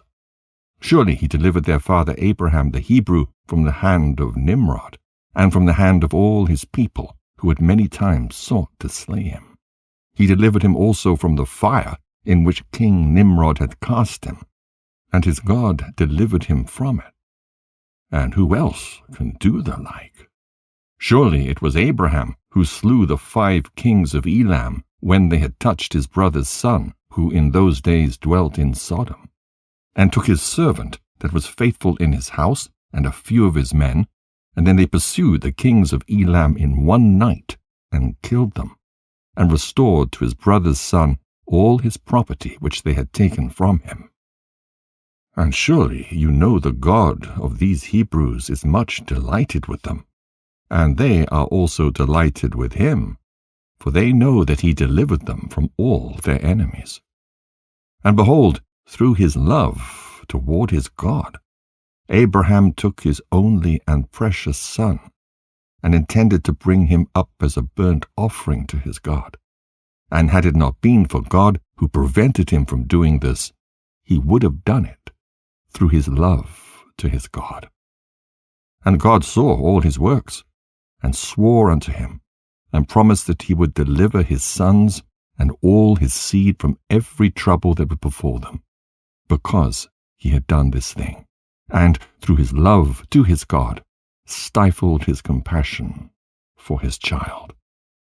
And have you not heard what their God did to Pharaoh, king of Egypt, and to Abimelech, king of Gerar, through taking Abraham's wife, who said of her, She is my sister, lest they might slay him on account of her, and think of taking her for a wife? And God did unto them and their people all that you heard of.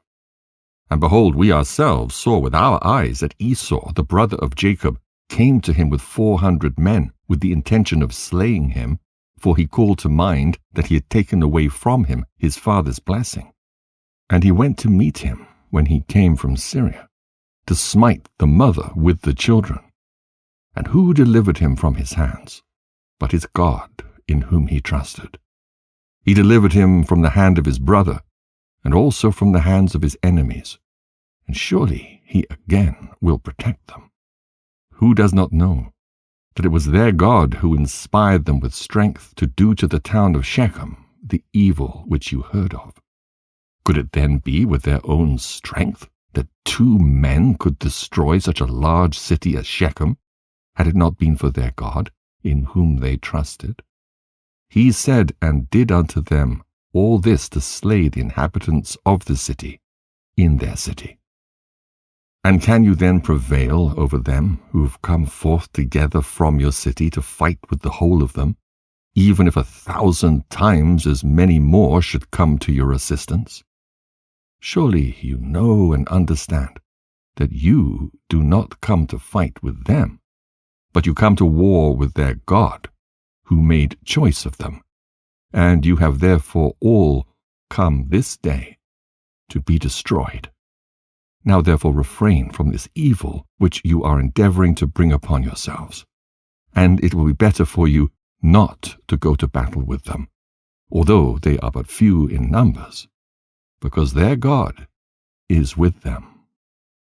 And when the kings of the Amorites heard all the words of their advisers, their hearts were filled with terror, and they were afraid of the sons of Jacob, and would not fight against them. And they inclined their ears to the words of their advisers, and they listened to all their words, and the words of the counselors greatly pleased the kings. And they did so. And the kings turned and refrained from the sons of Jacob, for they durst not approach them to make war with them, for they were greatly afraid of them. And their hearts melted within them from their fear of them. For this proceeded from the Lord to them, for he heard the prayers of his servants Isaac and Jacob, for they trusted in him. And all these kings returned with their camps on that day, each to his own city, and they did not at that time fight with the sons of Jacob. And the sons of Jacob kept their station that day till evening opposite Mount Sion. And seeing that these kings did not come to fight against them, the sons of Jacob returned home. Jasher chapter 36.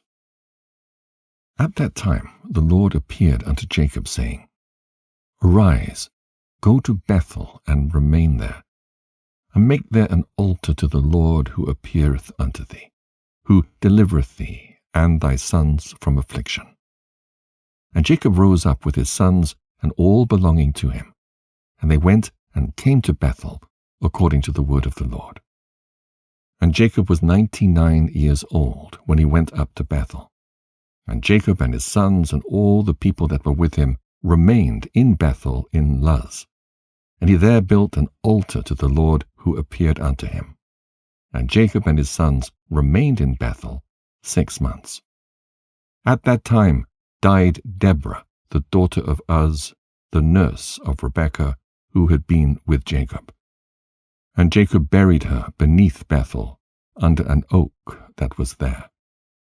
And Rebekah, the daughter of Bethuel, the mother of Jacob, also died at that time in Hebron, the same as Kiriath Arba, and she was buried in the cave of Machpelah, which Abraham had bought from the children of Heth. And the life of Rebekah was 133 years, and she died. And when Jacob heard that his mother Rebekah was dead, he wept bitterly for his mother, and made a great mourning for her, and for Deborah her nurse, beneath the oak. And he called the name of that place Allon-Bakoth. And Laban the Syrian died in those days, for God smote him because he transgressed the covenant that existed between him and Jacob. And Jacob was 100 years old when the Lord appeared unto him, and blessed him, and called his name Israel. And Rachel, the wife of Jacob, conceived in those days. And at that time Jacob and all belonging to him journeyed from Bethel to go to his father's house, to Hebron. And whilst they were going on the road, and there was yet but a little way to come to Ephrath, Rachel bare a son, and she had hard labor, and she died. And Jacob buried her in the way to Ephrath, which is Bethlehem. And he set a pillar upon her grave, which is there unto this day. And the days of Rachel were 45 years, and she died. And Jacob called the name of his son that was born to him, which Rachel bare unto him, Benjamin, for he was born to him in the land on the right hand. And it was after the death of Rachel that Jacob pitched his tent in the tent of her handmaid Bilhah. And Reuben was jealous for his mother Leah on account of this, and he was filled with anger, and he rose up in his anger, and went and entered the tent of Bilhah, and he thence removed his father's bed. At that time, the portion of birthright, together with the kingly and priestly offices, was removed from the sons of Reuben, for he had profaned his father's bed. And the birthright was given unto Joseph, the kingly office to Judah, and the priesthood unto Levi, because Reuben had defiled his father's bed. And these are the generations of Jacob, who were born to him in Padan Aram. And the sons of Jacob were 12. The sons of Leah were Reuben the firstborn, and Simeon, Levi, Judah, Issachar, Zebulun, and their sister Dinah. And the sons of Rachel were Joseph and Benjamin. The sons of Zilpah, Leah's handmaid, were Gad and Asher. And the sons of Bilhah, Rachel's handmaid, were Dan and Naphtali. These are the sons of Jacob which were born to him in Padan Aram. And Jacob and his sons, and all belonging to him, journeyed and came to Mamre, which is Kiriath Arba, that is in Hebron, where Abraham and Isaac sojourned. And Jacob, with his sons and all belonging to him, dwelt with his father in Hebron. And his brother Esau and his sons, and all belonging to him, went to the land of Seir, and dwelt there, and had possessions in the land of Seir. And the children of Esau were fruitful, and multiplied exceedingly in the land of Seir. And these are the generations of Esau that were born to him in the land of Canaan, and the sons of Esau were 5. And Adah bare to Esau his firstborn Eliphaz, and she also bare to him Reuel. And Ahlibamah bare to him Jeush, Yalam, and Korah. These are the children of Esau who were born to him in the land of Canaan. And the sons of Eliphaz the son of Esau were Teman, Umar, Zepho, Gatam, Kenaz, and Amaleks. And the sons of Reuel were Nakath, Zerach, Shemar, and Mizah. And the sons of Jeush were Timnah, Alva, Jetheth. And the sons of Yalam were Elah, Phinor, and Kenaz. And the sons of Korah were Teman, Mibsah, Magdiel, and Eram. These are the families of the sons of Esau, according to their dukedoms, in the land of Seir.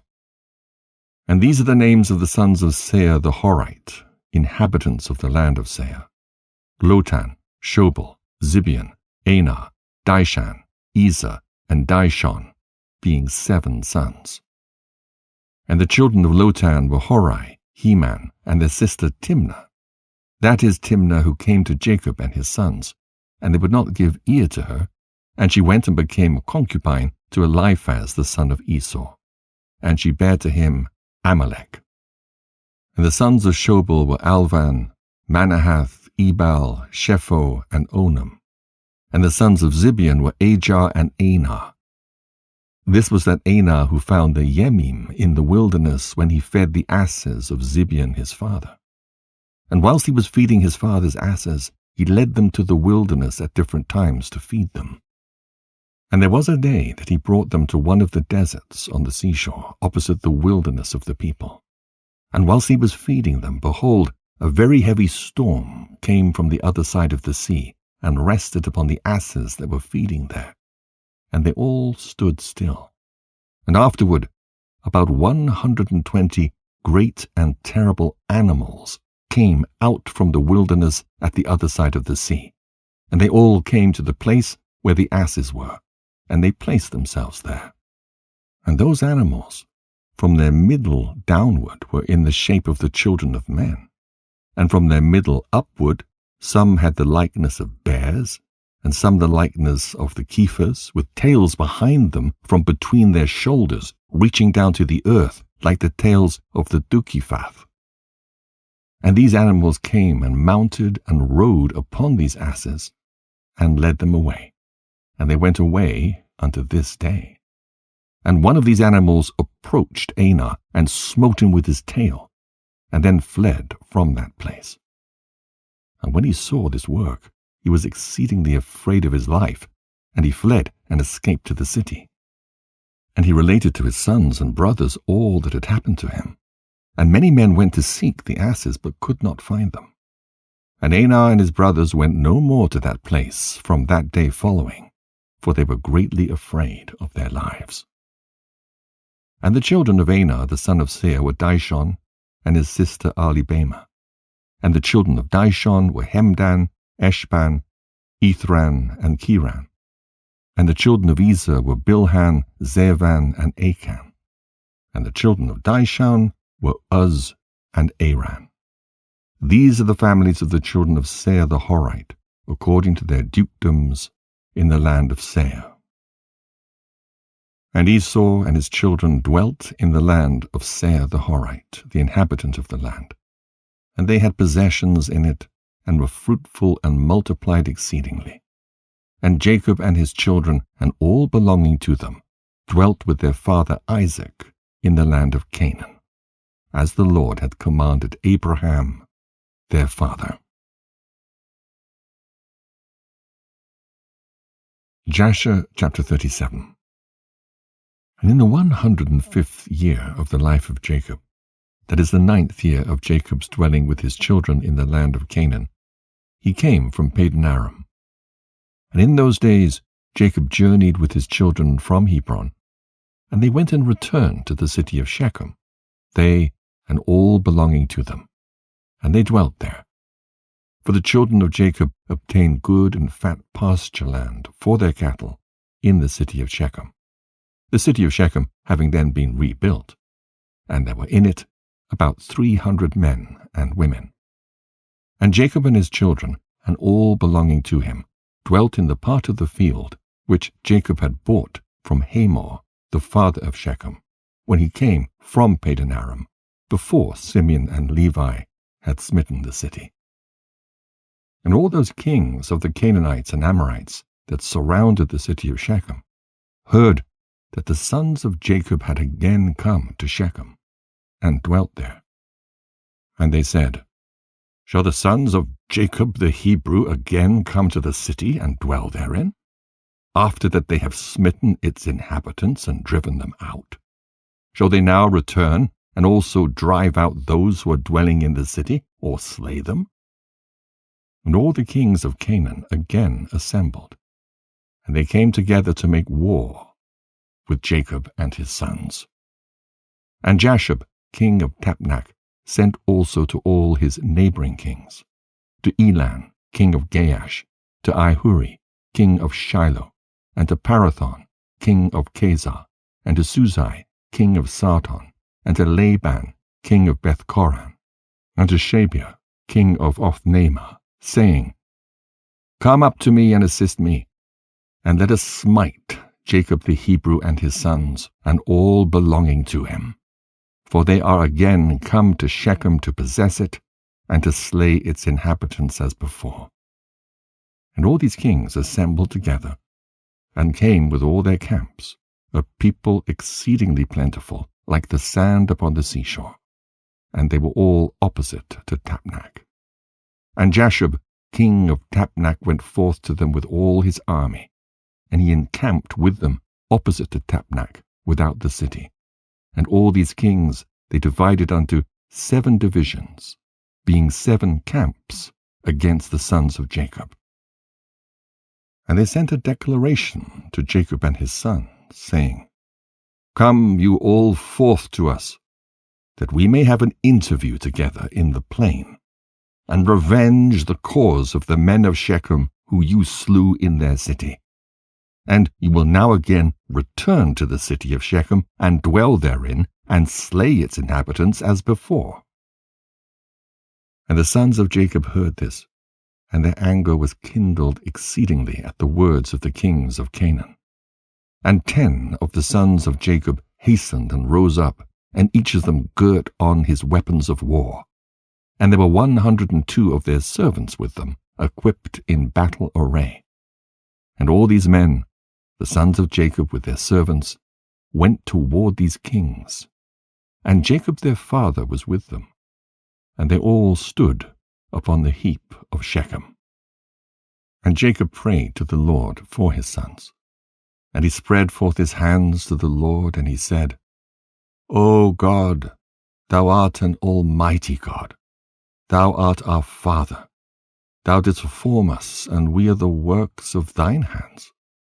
I pray thee, deliver my sons through thy mercy from the hand of their enemies, who are this day coming to fight with them, and save them from their hand. For in thy hand is power and might, to save the few from the many.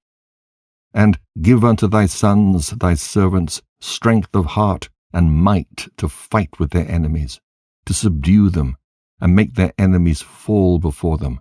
And let not my sons and their servants die through the hands of the children of Canaan. But if it seemeth good in thine eyes to take away the lives of my sons and their servants, take them in thy great mercy through the hands of thy ministers, that they may not perish this day by the hands of the kings of the Amorites. And when Jacob ceased praying to the Lord, the earth shook from its place, and the sun darkened, and all these kings were terrified, and a great consternation seized them. And the Lord hearkened to the prayer of Jacob, and the Lord impressed the hearts of all the kings and their hosts with the terror and awe of the sons of Jacob. For the Lord caused them to hear the voice of chariots, and the voice of mighty horses from the sons of Jacob, and the voice of a great army accompanying them. And these kings were seized with great terror at the sons of Jacob. And whilst they were standing in their quarters, behold, the sons of Jacob advanced upon them with 112 men, with a great and tremendous shouting. And when the kings saw the sons of Jacob advancing toward them, they were still more panic-struck, and they were inclined to retreat from before the sons of Jacob, as at first, and not to fight with them.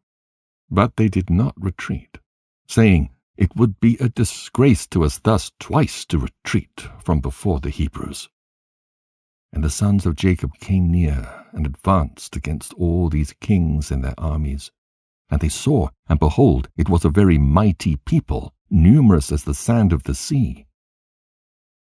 And the sons of Jacob called unto the Lord and said, Help us, O Lord, help us and answer us, for we trust in thee, and let us not die by the hands of these uncircumcised men, who this day have come against us. And the sons of Jacob girt on their weapons of war, and they took in their hands each man his shield and his javelin, and they approached to battle. And Judah the son of Jacob ran first before his brethren, and 10 of his servants with him, and he went toward these kings. And Jashub king of Tapnach also came forth first with his army before Judah. And Judah saw Jashub and his army coming toward him, and Judah's wrath was kindled, and his anger burned within him. And he approached a battle, in which Judah ventured his life. And Jashub and all his army were advancing toward Judah, and he was riding upon a very strong and powerful horse. And Jashub was a very valiant man, and covered with iron and brass from head to foot. And whilst he was upon the horse, he shot arrows with both hands from before and behind, as was his manner in all his battles, and he never missed the place to which he aimed his arrows. And when Jashub came to fight with Judah, and was darting many arrows against Judah, the Lord bound the hand of Jashub, and all the arrows that he shot rebounded upon his own men. And notwithstanding this, Jashub kept advancing toward Judah, to challenge him with the arrows, but the distance between them was about 30 cubits. And when Judah saw Jashub darting forth his arrows against him, he ran to him with his wrath-excited might. And Judah took up a large stone from the ground, and its weight was 60 shekels. And Judah ran toward Jashub, and with the stone struck him on his shield, that Jashub was stunned with the blow, and fell off from his horse to the ground. And the shield burst asunder out of the hand of Jashub, and through the force of the blow sprang to the distance of about 15 cubits. And the shield fell before the second camp. And the kings that came with Jashub saw at a distance the strength of Judah, the son of Jacob, and what he had done to Jashub, and they were terribly afraid of Judah. And they assembled near Jashub's camp, seeing his confusion. And Judah drew his sword, and smote 42 men of the camp of Jashub. And the whole of Jashub's camp fled before Judah, and no man stood against him. And they left Jashub, and fled from him. And Jashub was still prostrate upon the ground. And Jashub, seeing that all the men of his camp had fled from him, hastened and rose up with terror against Judah, and stood upon his legs opposite Judah. And Jashub had a single combat with Judah, placing shield toward shield. And Jashub's men all fled, for they were greatly afraid of Judah. And Jashub took his spear in his hand to strike Judah upon his head. But Judah had quickly placed his shield to his head against Jashub's spear, so that the shield of Judah received the blow from Jashub's spear, and the shield was split in two. And when Judah saw that his shield was split, he hastily drew his sword and smote Jashub at his ankles, and cut off his feet, that Jashub fell upon the ground, and the spear fell from his hand. And Judah hastily picked up Jashub's spear, with which he severed his head, and cast it next to his feet. And when the sons of Jacob saw what Judah had done to Jashub, they all ran into the ranks of the other kings. And the sons of Jacob fought with the army of Jashub, and the armies of all the kings that were there. And the sons of Jacob caused 15,000 of their men to fall, and they smote them as if smiting at gourds, and the rest fled for their lives. And Judah was still standing by the body of Jashub, and stripped Jashub of his coat of mail. And Judah also took off the iron and brass that was about Jashub.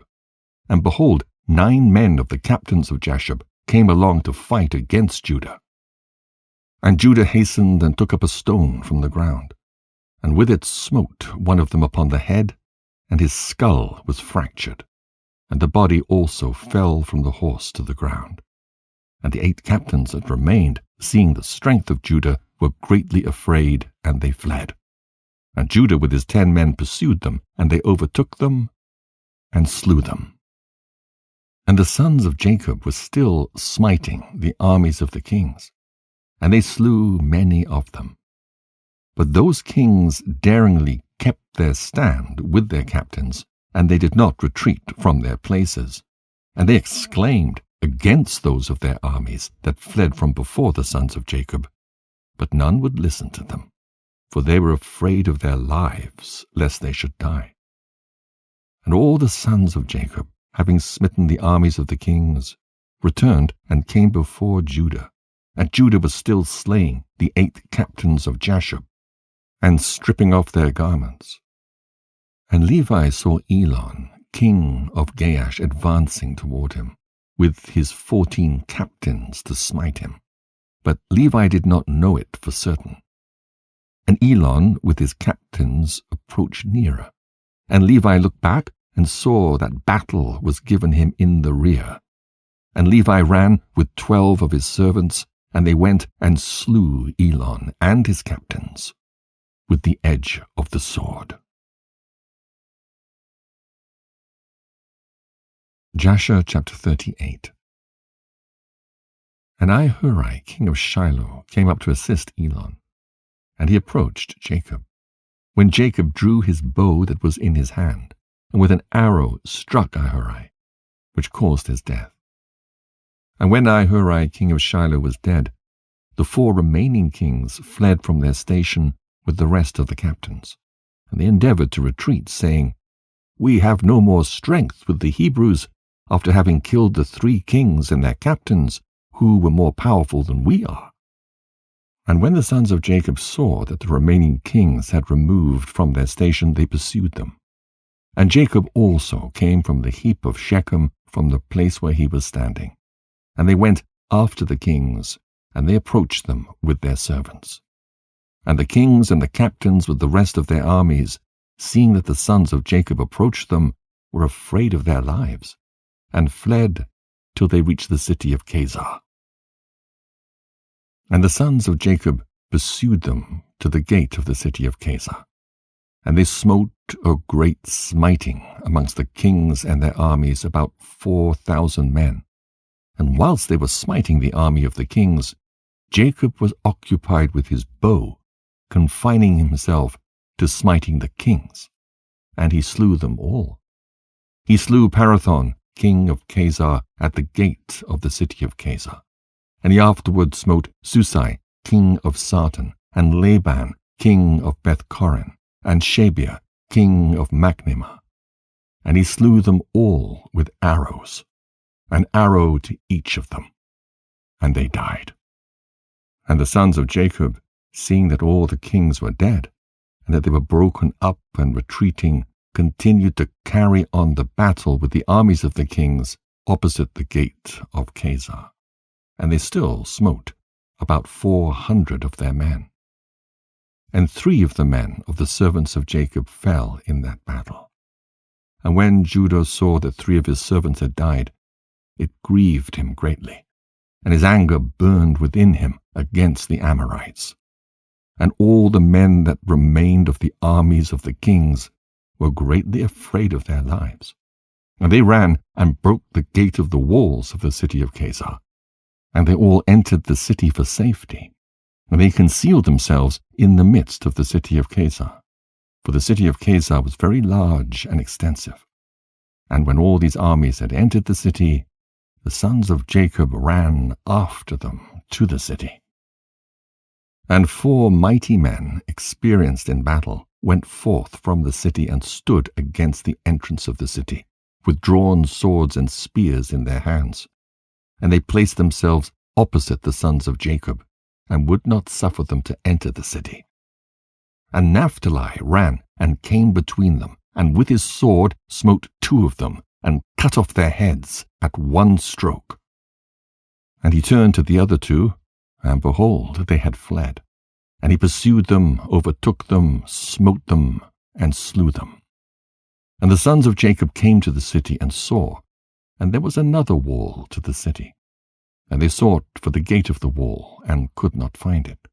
And Judah sprang upon the top of the wall, and Simeon and Levi followed him, and they all 3 descended from the wall into the city.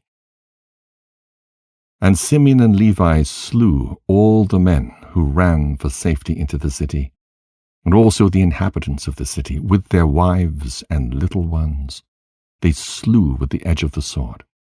And the cries of the city ascended up to heaven. And Dan and Naphtali sprang upon the wall to see what caused the noise of lamentation, for the sons of Jacob felt anxious about their brothers. And they heard the inhabitants of the city speaking with weeping and supplication, saying, "Take all that we possess in the city, and go thy way, only do not put us to death." And when Judah, Simeon, and Levi had ceased smiting the inhabitants of the city, they ascended the wall, and called to Dan and Naphtali, who were upon the wall, and to the rest of their brothers.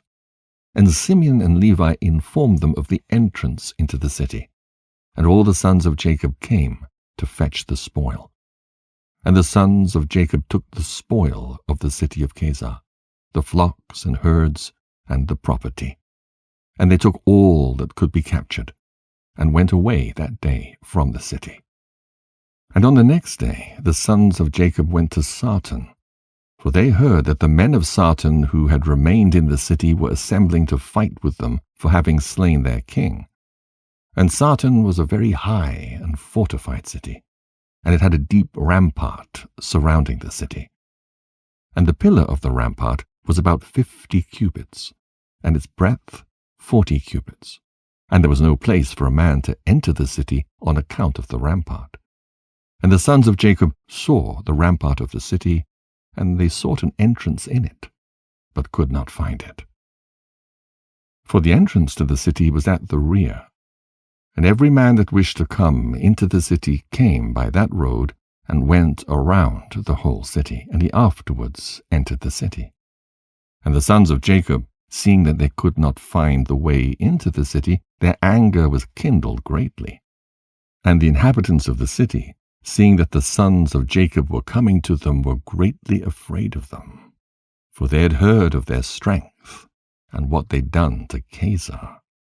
And the inhabitants of the city of Sartan could not go out toward the sons of Jacob, after having assembled in the city to fight against them, lest they might thereby get into the city. But when they saw that they were coming toward them, they were greatly afraid of them, for they had heard of their strength and what they had done to Kazar. So the inhabitants of Sartan speedily took away the bridge of the road of the city from its place, before the sons of Jacob came, and they brought it into the city. And the sons of Jacob came and sought the way into the city, and could not find it. And the inhabitants of the city went up to the top of the wall, and saw, and behold, the sons of Jacob were seeking an entrance into the city. And the inhabitants of the city reproached the sons of Jacob from the top of the wall, and they cursed them. And the sons of Jacob heard the reproaches, and they were greatly incensed, and their anger burned within them. And the sons of Jacob were provoked at them, and they all rose and sprang over the rampart with the force of their strength, and through their might passed the 40 cubits breadth of the rampart. And when they had passed the rampart, they stood under the wall of the city, and they found all the gates of the city enclosed with iron doors.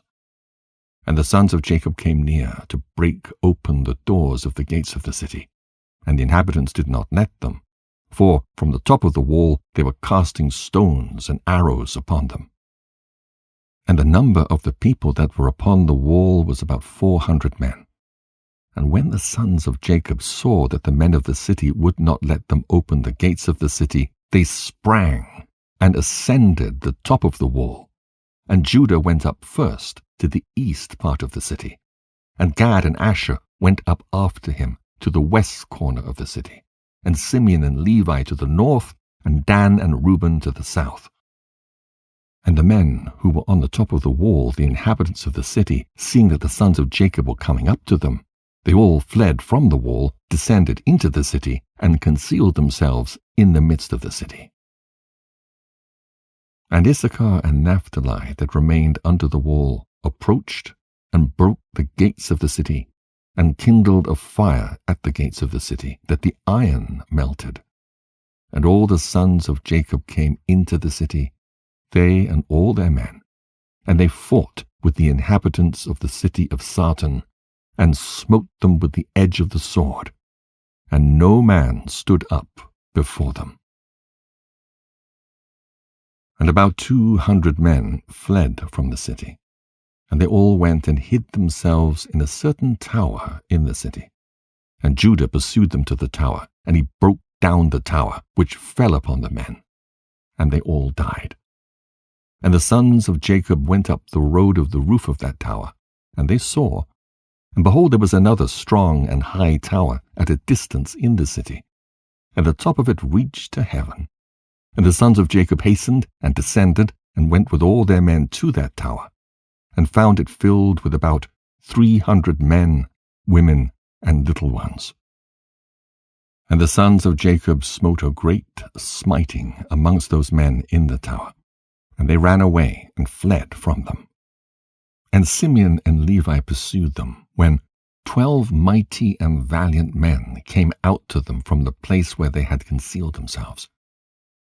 And those 12 men maintained a strong battle against Simeon and Levi. And Simeon and Levi could not prevail over them. And those valiant men broke the shields of Simeon and Levi, and one of them struck at Levi's head with his sword. And Levi hastily placed his hand to his head, for he was afraid of the sword. And the sword struck Levi's hand, and it wanted but little to the hand of Levi being cut off. And Levi seized the sword of the valiant man in his hand, and took it forcibly from the man, and with it he struck at the head of the powerful man, and he severed his head. And 11 men approached to fight with Levi, for they saw that one of them was killed. And the sons of Jacob fought, but the sons of Jacob could not prevail over them, for those men were very powerful. And the sons of Jacob, seeing that they could not prevail over them, Simeon gave a loud and tremendous shriek, and the 11 powerful men were stunned at the voice of Simeon's shrieking. And Judah at a distance knew the voice of Simeon's shouting, and Naphtali and Judah ran with their shields to Simeon and Levi, and found them fighting with those powerful men, unable to prevail over them, as their shields were broken. And Naphtali saw that the shields of Simeon and Levi were broken, and he took 2 shields from his servants, and brought them to Simeon and Levi. And Simeon, Levi, and Judah on that day fought all 3 against the 11 mighty men, until the time of sunset, but they could not prevail over them. And this was told unto Jacob, and he was sorely grieved. And he prayed unto the Lord, and he and Naphtali his son went against these mighty men. And Jacob approached and drew his bow, and came nigh unto the mighty men, and slew 3 of their men with the bow, and the remaining 8 turned back. And behold, the war waged against them in the front and rear, and they were greatly afraid of their lives, and could not stand before the sons of Jacob, and they fled from before them. And in their flight they met Dan and Asher coming toward them, and they suddenly fell upon them, and fought with them, and slew 2 of them. And Judah and his brothers pursued them, and smote the remainder of them, and slew them. And all the sons of Jacob returned, and walked about the city, searching if they could find any men. And they found about 20 young men in a cave in the city. And Gad and Asher smote them all. And Dan and Naphtali lighted upon the rest of the men who had fled and escaped from the second tower, and they smote them all.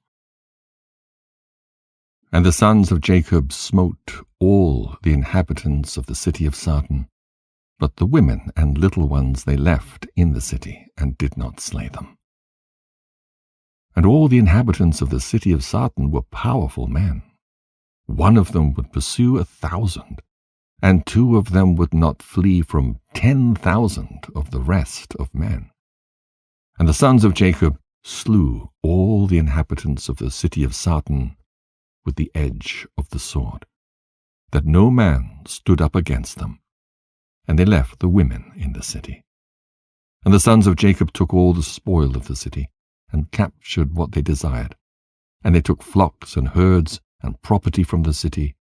And the sons of Jacob did unto Sarton and its inhabitants as they had done to Chazar and its inhabitants. And they turned and went away. Jasher chapter 39. And when the sons of Jacob went from the city of Sarton, they'd gone about 200 cubits, when they met the inhabitants of Tapnach coming toward them. For they went out to fight with them, because they had smitten the king of Tapnach and all his men. So all that remained in the city of Tapnach came out to fight with the sons of Jacob. And they thought to retake from them the booty and the spoil which they captured from Chazar and Sarton. And the rest of the men of Tapnach fought with the sons of Jacob in that place. And the sons of Jacob smote them, and they fled before them.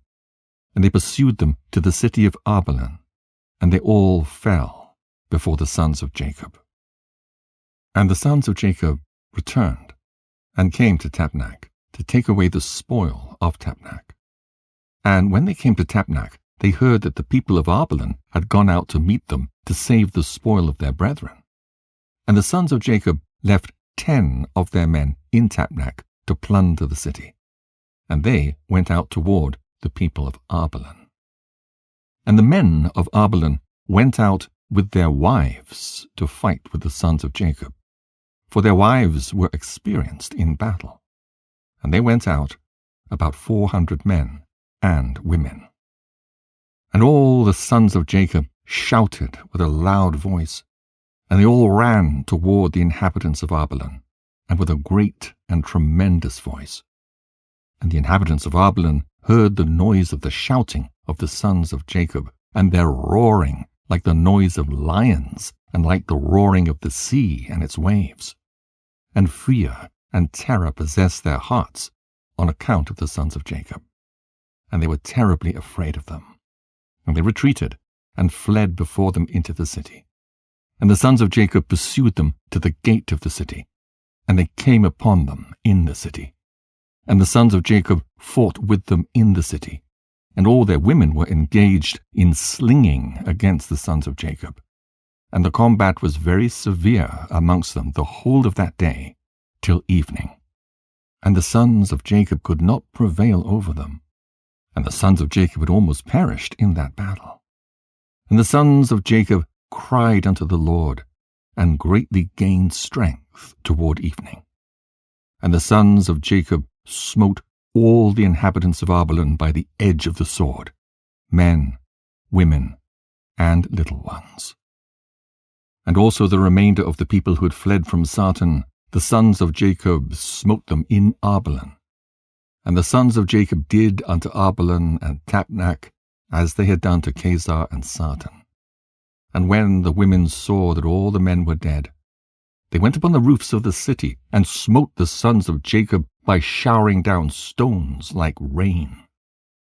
And the sons of Jacob hastened and came into the city, and seized all the women, and smote them with the edge of the sword. And the sons of Jacob captured all the spoil and booty, flocks and herds and cattle. And the sons of Jacob did unto Machnamah as they had done to Tapnach, to Chazar, and to Shiloh. And they turned from there and went away. And on the 5th day, the sons of Jacob heard that the people of Gaash had gathered against them to battle, because they had slain their king and their captains. For there had been 14 captains in the city of Gaash, and the sons of Jacob had slain them all in the first battle. And the sons of Jacob that day girt on their weapons of war, and they marched to battle against the inhabitants of Gaash. And in Gaash there was a strong and mighty people, of the people of the Amorites. And Gaash was the strongest and best fortified city of all the cities of the Amorites. And it had 3 walls. And the sons of Jacob came to Gaash, and they found the gates of the city locked, and about 500 men standing at the top of the outermost wall. And a people numerous as the sand upon the seashore were in ambush for the sons of Jacob from without the city at the rear thereof. And the sons of Jacob approached to open the gates of the city. And whilst they were drawing nigh, behold, those who were in ambush at the rear of the city came forth from their places and surrounded the sons of Jacob. And the sons of Jacob were enclosed between the people of Gaash, and the battle was both to their front and rear. And all the men that were upon the wall were casting from the wall upon them arrows and stones. And Judah, seeing that the men of Gaash were getting too heavy for them, gave a most piercing and tremendous shriek. And all the men of Gaash were terrified at the voice of Judah's cry. And men fell from the wall at his powerful shriek. And all those that were from without and within the city were greatly afraid of their lives. And the sons of Jacob still came nigh to break the doors of the city, when the men of Gaash threw stones and arrows upon them from the top of the wall, and made them flee from the gate. And the sons of Jacob returned against the men of Gaash who were with them from without the city, and they smote them terribly, as striking against gourds, and they could not stand against the sons of Jacob, for fright and terror had seized them at the shriek of Judah. And the sons of Jacob slew all those men who were without the city. And the sons of Jacob still drew nigh to effect an entrance into the city, and to fight under the city walls. But they could not, for all the inhabitants of Gaash who remained in the city had surrounded the walls of Gaash in every direction, so that the sons of Jacob were unable to approach the city to fight with them. And the sons of Jacob came nigh to one corner to fight under the wall. The inhabitants of Gaash threw arrows and stones upon them like showers of rain, and they fled from under the wall.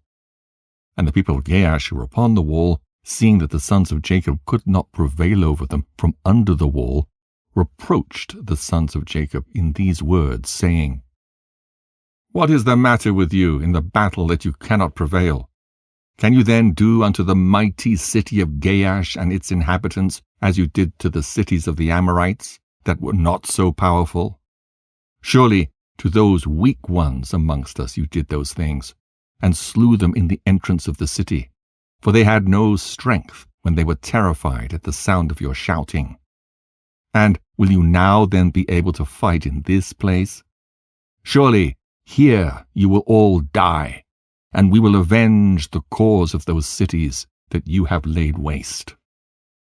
And the inhabitants of Gaash greatly reproached the sons of Jacob, and reviled them with their gods, and continued to cast arrows and stones upon them from the wall. And Judah and his brothers heard the words of the inhabitants of Gaash, and their anger was greatly roused. And Judah was jealous of his God in this matter. And he called out and said, "O Lord, help! Send help to us and our brothers." And he ran at a distance with all his might, with his drawn sword in his hand, and he sprang from the earth, and by dint of his strength mounted the wall, and his sword fell from his hand. And Judah shouted upon the wall, and all the men that were upon the wall were terrified, and some of them fell from the wall into the city and died. And those who were yet upon the wall, when they saw Judah's strength, they were greatly afraid, and fled for their lives into the city for safety. And some were emboldened to fight with Judah upon the wall. And they came nigh to slay him, when they saw that there was no sword in Judah's hand. And they thought of casting him from the wall to his brothers. And 20 of the men came up to assist them, and they surrounded Judah, and they all shouted over him, and approached him with drawn swords, and they terrified Judah. And Judah cried out to his brothers from the wall. And Jacob and his sons drew the bow from under the wall, and smote 3 of the men that were upon the top of the wall. And Judah continued to cry, and he exclaimed, "O Lord, help us! O Lord, deliver us!" And he cried with a loud voice upon the wall. And the voice was heard at a great distance. And after this cry, he again repeated to shout. And all the men who surrounded Judah on the top of the wall were terrified, and they each threw his sword from his hand at the sound of Judah's shouting and his terror, and fled. And Judah took the swords which had fallen from their hands, and Judah fought with them, and slew 20 of their men upon the wall. And about 80 men and women still ascended the wall from the city, and they all surrounded Judah. And the Lord impressed the fear of Judah in their hearts, that they were unable to approach him. And Jacob and all who were with him drew the bow from under the wall, and they slew 10 men upon the wall, and they fell below the wall before Jacob and his sons. And the people upon the wall, seeing that 20 of their men had fallen, they still ran toward Judah with drawn swords, but they could not approach him, for they were greatly terrified at Judah's strength. And one of their mighty men, whose name was Arad, approached to strike Judah upon the head with his sword, when Judah hastily put his shield to his head, and the sword hit the shield, and it was split in 2. And this mighty man, after he had struck Judah, ran for his life at the fear of Judah, and his feet slipped upon the wall, and he fell amongst the sons of Jacob who were below the wall. And the sons of Jacob smote him, and slew him. And Judah's head pained him from the blow of the powerful man, and Judah had nearly died from it. And Judah cried out upon the wall, owing to the pain produced by the blow, when Dan heard him, and his anger burned within him. And he also rose up and went at a distance, and ran and sprang from the earth, and mounted the wall with his wrath-excited strength. And when Dan came upon the wall near unto Judah, all the men upon the wall fled who had stood against Judah. And they went up to the second wall, and they threw arrows and stones upon Dan and Judah from the second wall, and endeavored to drive them from the wall. And the arrows and stones struck Dan and Judah, and they had nearly been killed upon the wall. And wherever Dan and Judah fled from the wall, they were attacked with arrows and stones from the second wall. And Jacob and his sons were still at the entrance of the city, below the first wall, and they were not able to draw their bow against the inhabitants of the city, as they could not be seen by them, being upon the second wall. And Dan and Judah, when they could no longer bear the stones and arrows that fell upon them from the second wall, they both sprang upon the second wall, near the people of the city. And when the people of the city who were upon the second wall saw that Dan and Judah had come to them upon the second wall, they all cried out, and descended below, beneath the walls. And Jacob and his sons heard the noise of the shouting from the people of the city. And they were still at the entrance of the city, and they were anxious about Dan and Judah, who were not seen by them, they being upon the second wall. And Naphtali went up with his wrath-excited might, and sprang upon the first wall to see what caused the noise of shouting which they had heard in the city. And Issachar and Zebulun drew nigh to break the doors of the city, and they opened the gates of the city and came into the city. And Naphtali leaped from the first wall to the second, and came to assist his brothers. And the inhabitants of Gaash, who were upon the wall, seeing that Naphtali was the third who had come up to assist his brothers, they all fled, and descended into the city. And Jacob and all his sons and all their young men came into the city to them. And Judah and Dan and Naphtali descended from the wall into the city, and pursued the inhabitants of the city. And Simeon and Levi were from without the city, and knew not that the gate was opened. And they went up from there to the wall, and came down to their brothers into the city. And the inhabitants of the city had all descended into the city. And the sons of Jacob came to them in different directions, and the battle waged against them from the front and the rear. And the sons of Jacob smote them terribly, and slew about 20,000 of them, men and women. Not one of them could stand up against the sons of Jacob. And the blood flowed plentifully in the city, and it was like a brook of water. And the blood flowed like a brook to the outer part of the city, and reached the desert of Beth-Corin. And the people of Beth-Corin saw at a distance the blood flowing from the city of Gaash. And about 70 men from amongst them ran to see the blood, and they came to the place where the blood was. And they followed the track of the blood, and came to the wall of the city of Gaash. And they saw the blood issue from the city, and they heard the voice of crying from the inhabitants of Gaash, for it ascended unto heaven, and the blood was continuing to flow abundantly, like a brook of water. And all the sons of Jacob were still smiting the inhabitants of Gaash, and were engaged in slaying them till evening, about 20,000 men and women. And all the people of Corinth said, Surely this is the work of the Hebrews, for they are still carrying on war in all the cities of the Amorites. And those people hastened and ran to Beth-Corin, and each took his weapons of war, and they cried out to all the inhabitants of Beth-Corin, who also girt on their weapons of war, to go and fight with the sons of Jacob. And when the sons of Jacob had done smiting the inhabitants of Gaash, They walked about the city to strip all the slain.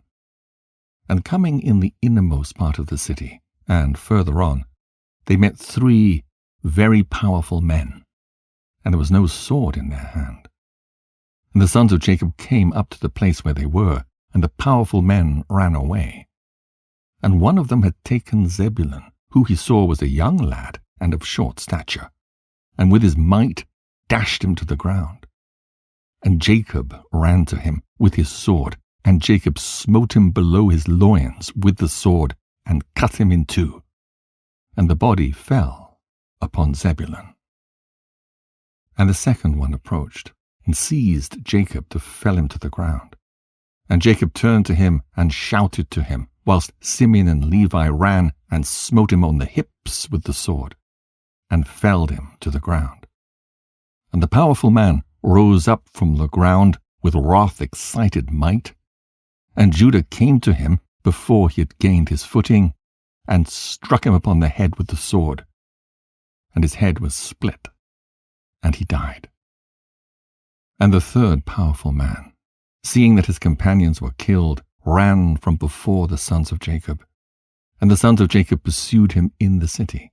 And whilst the powerful man was fleeing, he found one of the swords of the inhabitants of the city, and he picked it up and turned to the sons of Jacob and fought them with that sword. And the powerful man ran to Judah to strike him upon the head with the sword. And there was no shield in the hand of Judah. And whilst he was aiming to strike, Naphtali hastily took his shield and put it to Judah's head.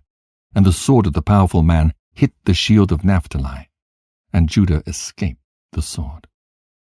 And Simeon and Levi ran upon the powerful man with their swords, and struck at him forcibly with their swords.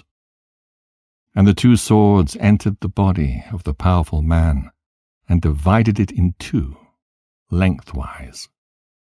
And the sons of Jacob smote the 3 mighty men at that time, together with all the inhabitants of Gaash. And the day was about to decline. And the sons of Jacob walked about Gaash, and took all the spoil of the city. Even the little ones and women, they did not suffer to live. And the sons of Jacob did unto Gaash as they done to Sartan and Shiloh. Jasher chapter 40. And the sons of Jacob led away all the spoil of Gaash, and went out of the city by night. They were going out marching toward the castle of Beth-Corin, and the inhabitants of Beth-Corin were going to the castle to meet them. And on that night the sons of Jacob fought with the inhabitants of Beth-Corin in the castle of Beth-Corin. And all the inhabitants of Beth-Corin were mighty men. One of them would not flee from before 1,000 men. And they fought on that night upon the castle, and their shouts were heard on that night from afar, and the earth quaked at their shouting. And the sons of Jacob were afraid of those men, for they were not accustomed to fight in the dark, and they were greatly confounded. And the sons of Jacob cried unto the Lord, saying, Give help to us, O Lord. Deliver us, that we may not die by the hands of these uncircumcised men. And the Lord hearkened to the voice of the sons of Jacob. And the Lord caused great terror and confusion to seize the people of Beth-Corin, and they fought amongst themselves, the one with the other in the darkness of night, and smote each other in great numbers. And the sons of Jacob, knowing that the Lord had brought a spirit of perverseness amongst those men, and that they fought each man with his neighbor, went forth from among the bands of the people of Beth-Corin, and went as far as the descent of the castle of Beth-Corin, and farther, and they tarried there securely with their young men on that night. And the people of Beth-Corin fought the whole night, one man with his brother, and the other with his neighbor. And they cried out in every direction upon the castle, and their cry was heard at a distance. And the whole earth shook at their voice, for they were powerful above all the people of the earth. And all the inhabitants of the cities of the Canaanites, the Hittites, the Amorites, the Hivites, and all the kings of Canaan, and also those who were on the other side of Jordan, heard the noise of the shouting on that night. And they said, Surely these are the battles of the Hebrews who are fighting against the 7 cities who came nigh unto them. And who can stand against those Hebrews? And all the inhabitants of the cities of the Canaanites, and all those who were on the other side of the Jordan, were greatly afraid of the sons of Jacob. For they said, Behold, the same will be done to us as was done to those cities. For who can stand against their mighty strength? And the cries of the Koranites were very great on that night, and continued to increase. And they smote each other till morning, and numbers of them were killed. And the morning appeared, and all the sons of Jacob rose up at daybreak, and went up to the castle, and they smote those who remained of the Koranites in a terrible manner, and they were all killed in the castle. And the 6th day appeared, and all the inhabitants of Canaan saw at a distance all the people of Beth-Corin lying dead in the castle of Beth-Corin, and strewed about as carcasses of lambs and goats. And the sons of Jacob led all the spoil which they had captured from Gaash, and went to Beth-Corin. And they found the city full of people like the sand of the sea, and they fought with them. And the sons of Jacob smote them there till evening time. And the sons of Jacob did unto Beth-Corin as they had done to Gaash and Tapnach, and as they had done to Kezar, to Sarton, and to Shiloh. And the sons of Jacob took with them the spoil of Beth-Corin, and all the spoil of the cities, and on that day they went home to Shechem. And the sons of Jacob came home to the city of Shechem, and they remained without the city, and they then rested there from the war, and tarried there all night. And all their servants, together with all the spoil that they had taken from the cities, lay left without the city. And they did not enter the city, for they said, Peradventure there may yet be more fighting against us, and they may come to besiege us in Shechem. And Jacob and his sons and their servants remained on that night, and the next day, in the portion of the field which Jacob had purchased from Hamor for 5 shekels, and all that they had captured was with them. And all the booty which the sons of Jacob had captured was in the portion of the field, immense as the sand upon the seashore. And the inhabitants of the land observed them from afar. And all the inhabitants of the land were afraid of the sons of Jacob who done this thing, for no king from the days of old had ever done the like. And the 7 kings of the Canaanites resolved to make peace with the sons of Jacob, for they were greatly afraid of their lives on account of the sons of Jacob. And on that day, being the 7th day, Japhia, king of Hebron, sent secretly to the king of Ai, and to the king of Gibeon, and to the king of Shalem, and to the king of Adullam, and to the king of Lachish, and to the king of Kezar, and to all the Canaanitish kings who were under their subjection, saying, Go up with me, and come to me, that we may go to the sons of Jacob. And I will make peace with them, and form a treaty with them, lest all your lands be destroyed by the swords of the sons of Jacob, as they did to Shechem and the cities around it, as you have heard and seen. And when you come to me, do not come with many men, but let every king bring his 3 head captains, and every captain bring 3 of his officers.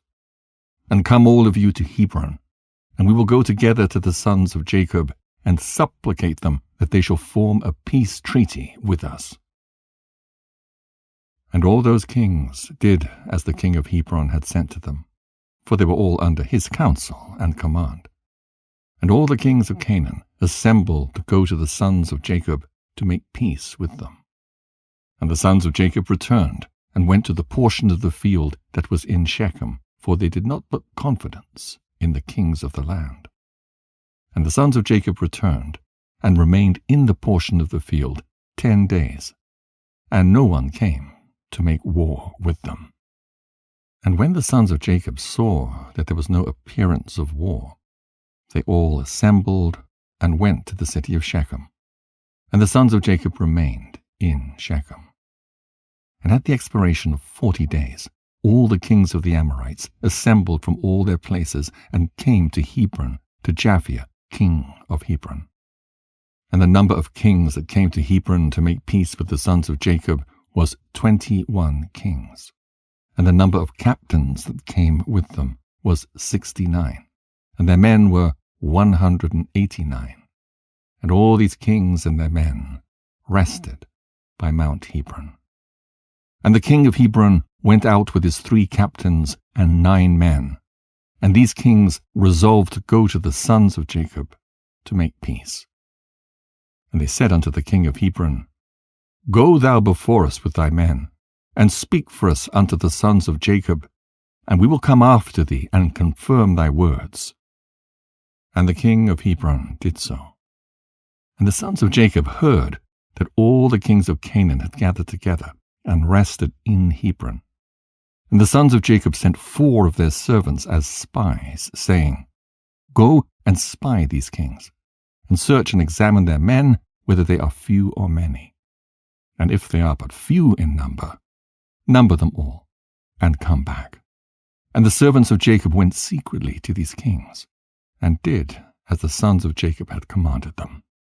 And on that day they came back to the sons of Jacob, and said unto them, We came unto those kings, and they are but few in number. We numbered them all, and behold, there were 288 kings and men. And the sons of Jacob said, They are but few in number, therefore we will not all go out to them. And in the morning the sons of Jacob rose up, and chose 62 of their men, and 10 of the sons of Jacob went with them. And they girt on their weapons of war, for they said, They are coming to make war with us. For they knew not that they were coming to make peace with them. And the sons of Jacob went with their servants to the gate of Shechem, toward those kings, and their father Jacob was with them. And when they had come forth, behold, the king of Hebron and his 3 captains and 9 men with him were coming along the road against the sons of Jacob. And the sons of Jacob lifted up their eyes, and saw at a distance Japhia, king of Hebron, with his captains, coming toward them. And the sons of Jacob took their stand at the place of the gate of Shechem, and did not proceed. And the king of Hebron continued to advance, he and his captains, until he came nigh to the sons of Jacob. And he and his captains bowed down to them to the ground. And the king of Hebron sat with his captains before Jacob and his sons. And the sons of Jacob said unto him, What has befallen thee, O king of Hebron? Why hast thou come to us this day? What dost thou require from us? And the king of Hebron said unto Jacob, I beseech thee, my lord, all the kings of the Canaanites have this day come to make peace with you. And the sons of Jacob heard the words of the king of Hebron, and they would not consent to his proposals, for the sons of Jacob had no faith in him, for they imagined that the king of Hebron had spoken deceitfully to them. And the king of Hebron knew from the words of the sons of Jacob that they did not believe his words. And the king of Hebron approached nearer to Jacob, and said unto him, I beseech thee, my lord, to be assured that all these kings have come to you on peaceable terms. For they have not come with all their men, neither did they bring their weapons of war with them. For they have come to seek peace from my lord and his sons. And the sons of Jacob answered the king of Hebron, saying, Send thou to all these kings, and if thou speakest truth unto us, let them each come singly before us. And if they come unto us unarmed, we shall then know that they seek peace from us. And Japhia, king of Hebron, sent one of his men to the kings. And they all came before the sons of Jacob, and bowed down to them to the ground. And these kings sat before Jacob and his sons. And they spoke unto them, saying, We have heard all that you did to the kings of the Amorites with your sword, an exceedingly mighty arm, so that no man could stand up before you. And we were afraid of you for the sake of our lives, lest it should befall us as it did to them. So We have come to you to form a treaty of peace between us. And now therefore contract with us a covenant of peace and truth, that you will not meddle with us, inasmuch as we have not meddled with you." And the sons of Jacob knew that they had really come to seek peace from them. And the sons of Jacob listened to them and formed a covenant with them. And the sons of Jacob swore unto them that they would not meddle with them. And all the kings of the Canaanites swore also to them. And the sons of Jacob made them tributary from that day forward. And after this, all the captains of these kings came with their men before Jacob with presents in their hands for Jacob and his sons. And they bowed down to him to the ground. And these kings then urged the sons of Jacob and begged of them to return all the spoil they had captured from the 7 cities of the Amorites. And the sons of Jacob did so, and they returned all that they had captured, the women, the little ones, the cattle, and all the spoil which they had taken. And they sent them off, and they went away, each to his city. And all these kings again bowed down to the sons of Jacob, and they sent or brought them many gifts in those days. And the sons of Jacob sent off these kings and their men, and they went peaceably away from them to their cities. And the sons of Jacob also returned to their home, to Shechem. And there was peace from that day forward between the sons of Jacob and the kings of the Canaanites, until the children of Israel came to inherit the land of Canaan. Jasher chapter 41. And at the revolution of the year, the sons of Jacob journeyed from Shechem, and they came to Hebron to their father Isaac, and they dwelt there. But their flocks and herds they fed daily in Shechem, for there was in those days good and fat pasture. And Jacob and his sons and all their household dwelt in the valley of Hebron. And it was in those days, in that year, being the 106th year of the life of Jacob, in the 10th year of Jacob's coming from Padan Aram, that Leah, the wife of Jacob, died. She was 51 years old when she died in Hebron. And Jacob and his sons buried her in the cave of the field of Machpelah, which is in Hebron, which Abraham had bought from the children of Heth for the possession of a burial place. And the sons of Jacob dwelt with their father in the valley of Hebron. And all the inhabitants of the land knew their strength, and their fame went throughout the land. And Joseph, the son of Jacob, and his brother Benjamin, the sons of Rachel, the wife of Jacob, were yet young in those days, and did not go out with their brethren during the battles in all the cities of the Amorites. And when Joseph saw the strength of his brethren, and their greatness, he praised them, and extolled them, but he ranked himself greater than them, and extolled himself above them. And Jacob his father also loved him more than any of his sons, for he was a son of his old age. And through his love toward him, he made him a coat of many colors. And when Joseph saw that his father loved him more than his brethren, he continued to exalt himself above his brethren. And he brought unto his father evil reports concerning them. And the sons of Jacob, seeing the whole of Joseph's conduct toward them, and that their father loved him more than any of them, they hated him, and could not speak peaceably to him all the days. And Joseph was 17 years old, and he was still magnifying himself above his brethren, and thought of raising himself above them. At that time he dreamed a dream, and he came unto his brothers and told them his dream. And he said unto them, I dreamed a dream, and behold, we were all binding sheaves in the field, and my sheaf rose and placed itself upon the ground, and your sheaves surrounded it and bowed down to it. And his brethren answered him and said unto him, What meaneth this dream that thou didst dream? dost thou imagine in thy heart to reign or rule over us? And he still came, and told the thing to his father Jacob. And Jacob kissed Joseph when he heard these words from his mouth. And Jacob blessed Joseph. And when the sons of Jacob saw that their father had blessed Joseph, and had kissed him, and that he loved him exceedingly, they became jealous of him, and hated him the more. And after this Joseph dreamed another dream, and related the dream to his father in the presence of his brethren. And Joseph said unto his father and brethren, Behold, I have again dreamed a dream. And behold, the sun and the moon and the 11 stars bowed down to me. And his father heard the words of Joseph and his dream.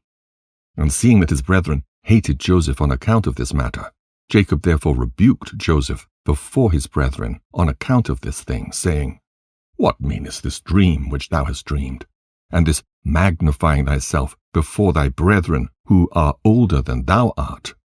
Dost thou imagine in thy heart that I and thy mother and thy 11 brethren will come and bow down to thee, that thou speakest these things? And his brethren were jealous of him on account of his words and dreams, and they continued to hate him. And Jacob reserved the dreams in his heart. And the sons of Jacob went one day to feed their father's flock in Shechem, for they were still herdsmen in those days. And whilst the sons of Jacob were that day feeding in Shechem, they delayed, and the time of gathering in the cattle was past, and they had not arrived. And Jacob saw that his sons were delayed in Shechem. And Jacob said within himself, Peradventure the people of Shechem have risen up to fight against them. Therefore they have delayed coming this day. And Jacob called Joseph his son, and commanded him, saying, Behold, thy brethren are feeding in Shechem this day, and behold, they have not yet come back. Go now, therefore, and see where they are, and bring me word back concerning the welfare of thy brethren, and the welfare of the flock. And Jacob sent his son Joseph to the valley of Hebron. And Joseph came for his brothers to Shechem, and could not find them. And Joseph went about the field which was near Shechem to see where his brothers had turned. And he missed the road in the wilderness, and knew not which way he should go. And an angel of the Lord found him wandering in the road toward the field. And Joseph said unto the angel of the Lord, I seek my brethren. Hast thou not heard where they are feeding? And the angel of the Lord said unto Joseph, I saw thy brethren feeding here, and I heard them say that they will go feed in Dothan. And Joseph hearkened to the voice of the angel of the Lord, and he went to his brethren in Dothan, and he found them in Dothan, feeding the flock. And Joseph advanced to his brethren, and before he had come nigh unto them, they had resolved to slay him. And Simeon said to his brethren, Behold, the man of dreams is coming unto us this day. And now therefore come, and let us kill him, and cast him in one of the pits that are in the wilderness. And when his father shall seek him from us, we will say an evil beast has devoured him. And Reuben heard the words of his brethren concerning Joseph, and he said unto them, You should not do this thing. For how can we look up to our father Jacob? Cast him into this pit to die there, but stretch not forth a hand upon him to spill his blood. And Reuben said this in order to deliver him from their hand, to bring him back to his father. And when Joseph came to his brethren, he sat before them. And they rose upon him, and seized him, and smote him to the earth, and stripped the coat of many colours which he had on. And they took him, and cast him into a pit. And in the pit there was no water, but serpents and scorpions. And Joseph was afraid of the serpents and scorpions that were in the pit. And Joseph cried out with a loud voice, and the Lord hid the serpents and scorpions in the sides of the pit, and they did no harm unto Joseph. And Joseph called out from the pit to his brethren, and said unto them, What have I done unto you? And in what have I sinned? Why do you not fear the Lord concerning me? Am I not of your bones and flesh? And is not Jacob your father my father? Why do you do this thing unto me this day? And how will you be able to look up to our father Jacob?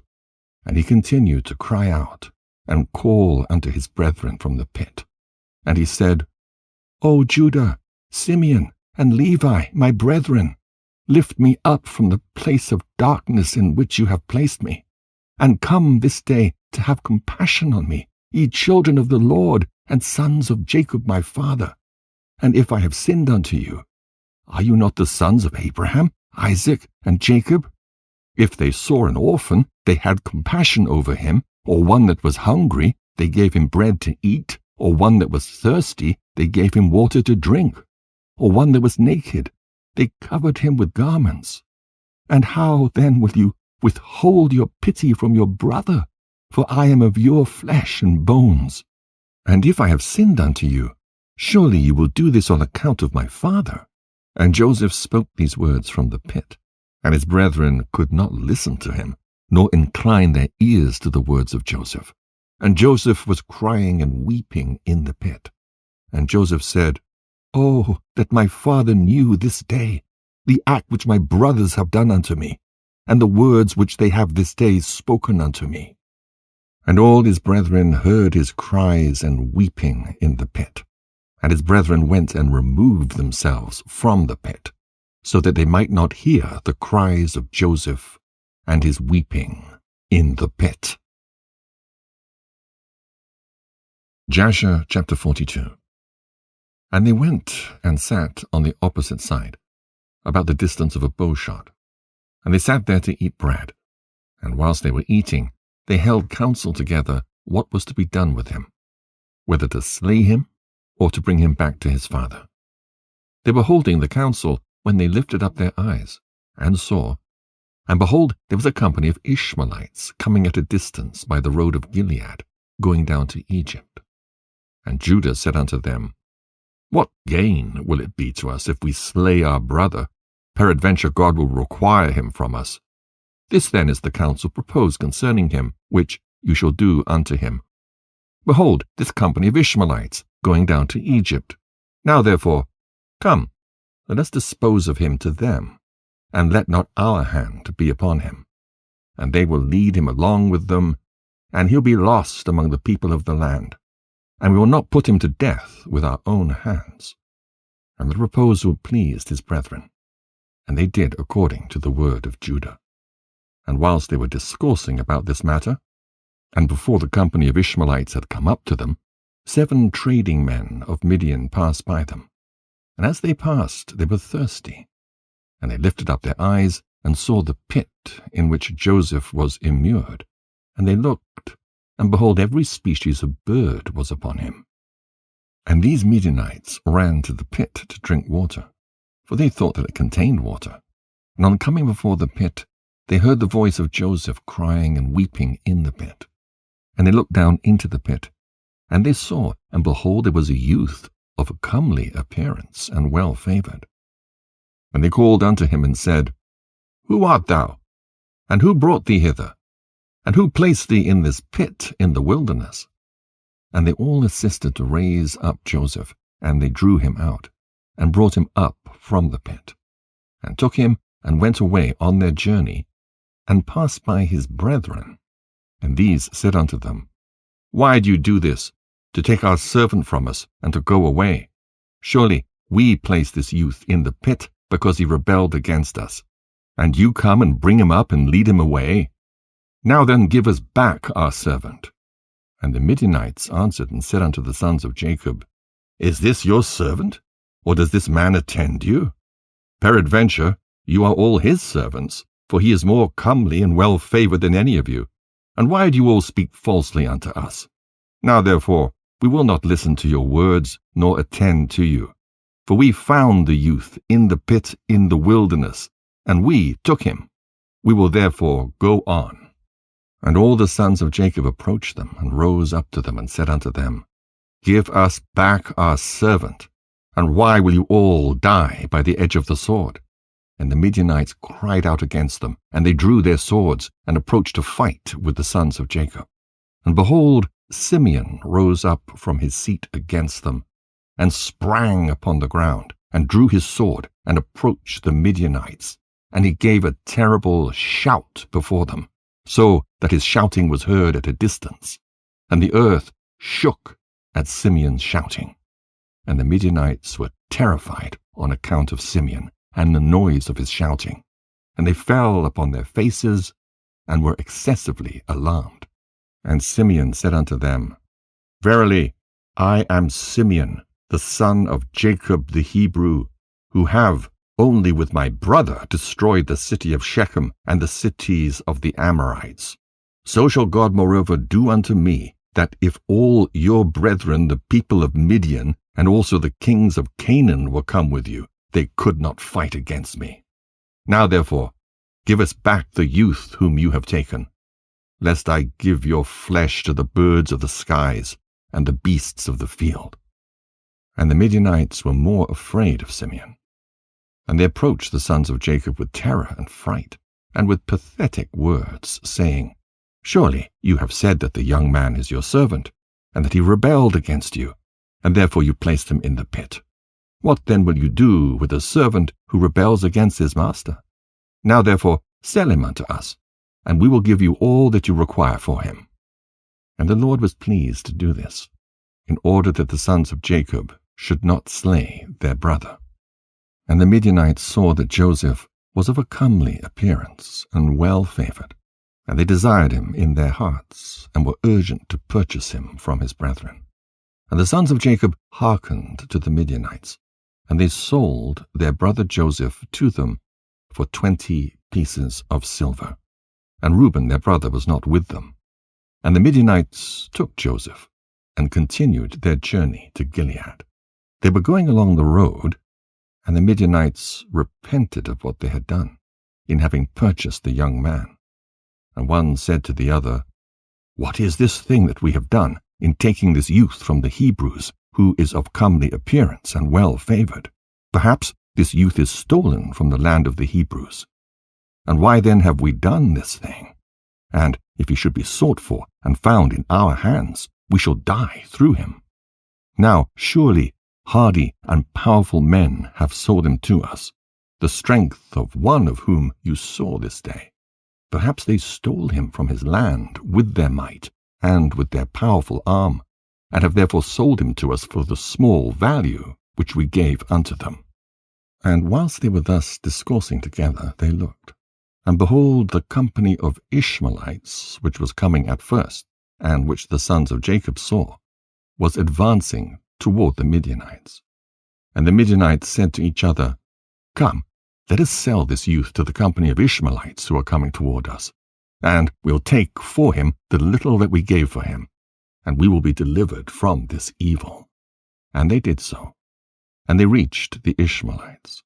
And the Midianites sold Joseph to the Ishmaelites for 20 pieces of silver, which they had given for him to his brethren. And the Midianites went on their road to Gilead, and the Ishmaelites took Joseph, and they let him ride upon one of the camels, and they were leading him to Egypt. And Joseph heard that the Ishmaelites were proceeding to Egypt. And Joseph lamented and wept at this thing, that he was to be so far removed from the land of Canaan, from his father. And he wept bitterly whilst he was riding upon the camel. And one of their men observed him, and made him go down from the camel and walk on foot.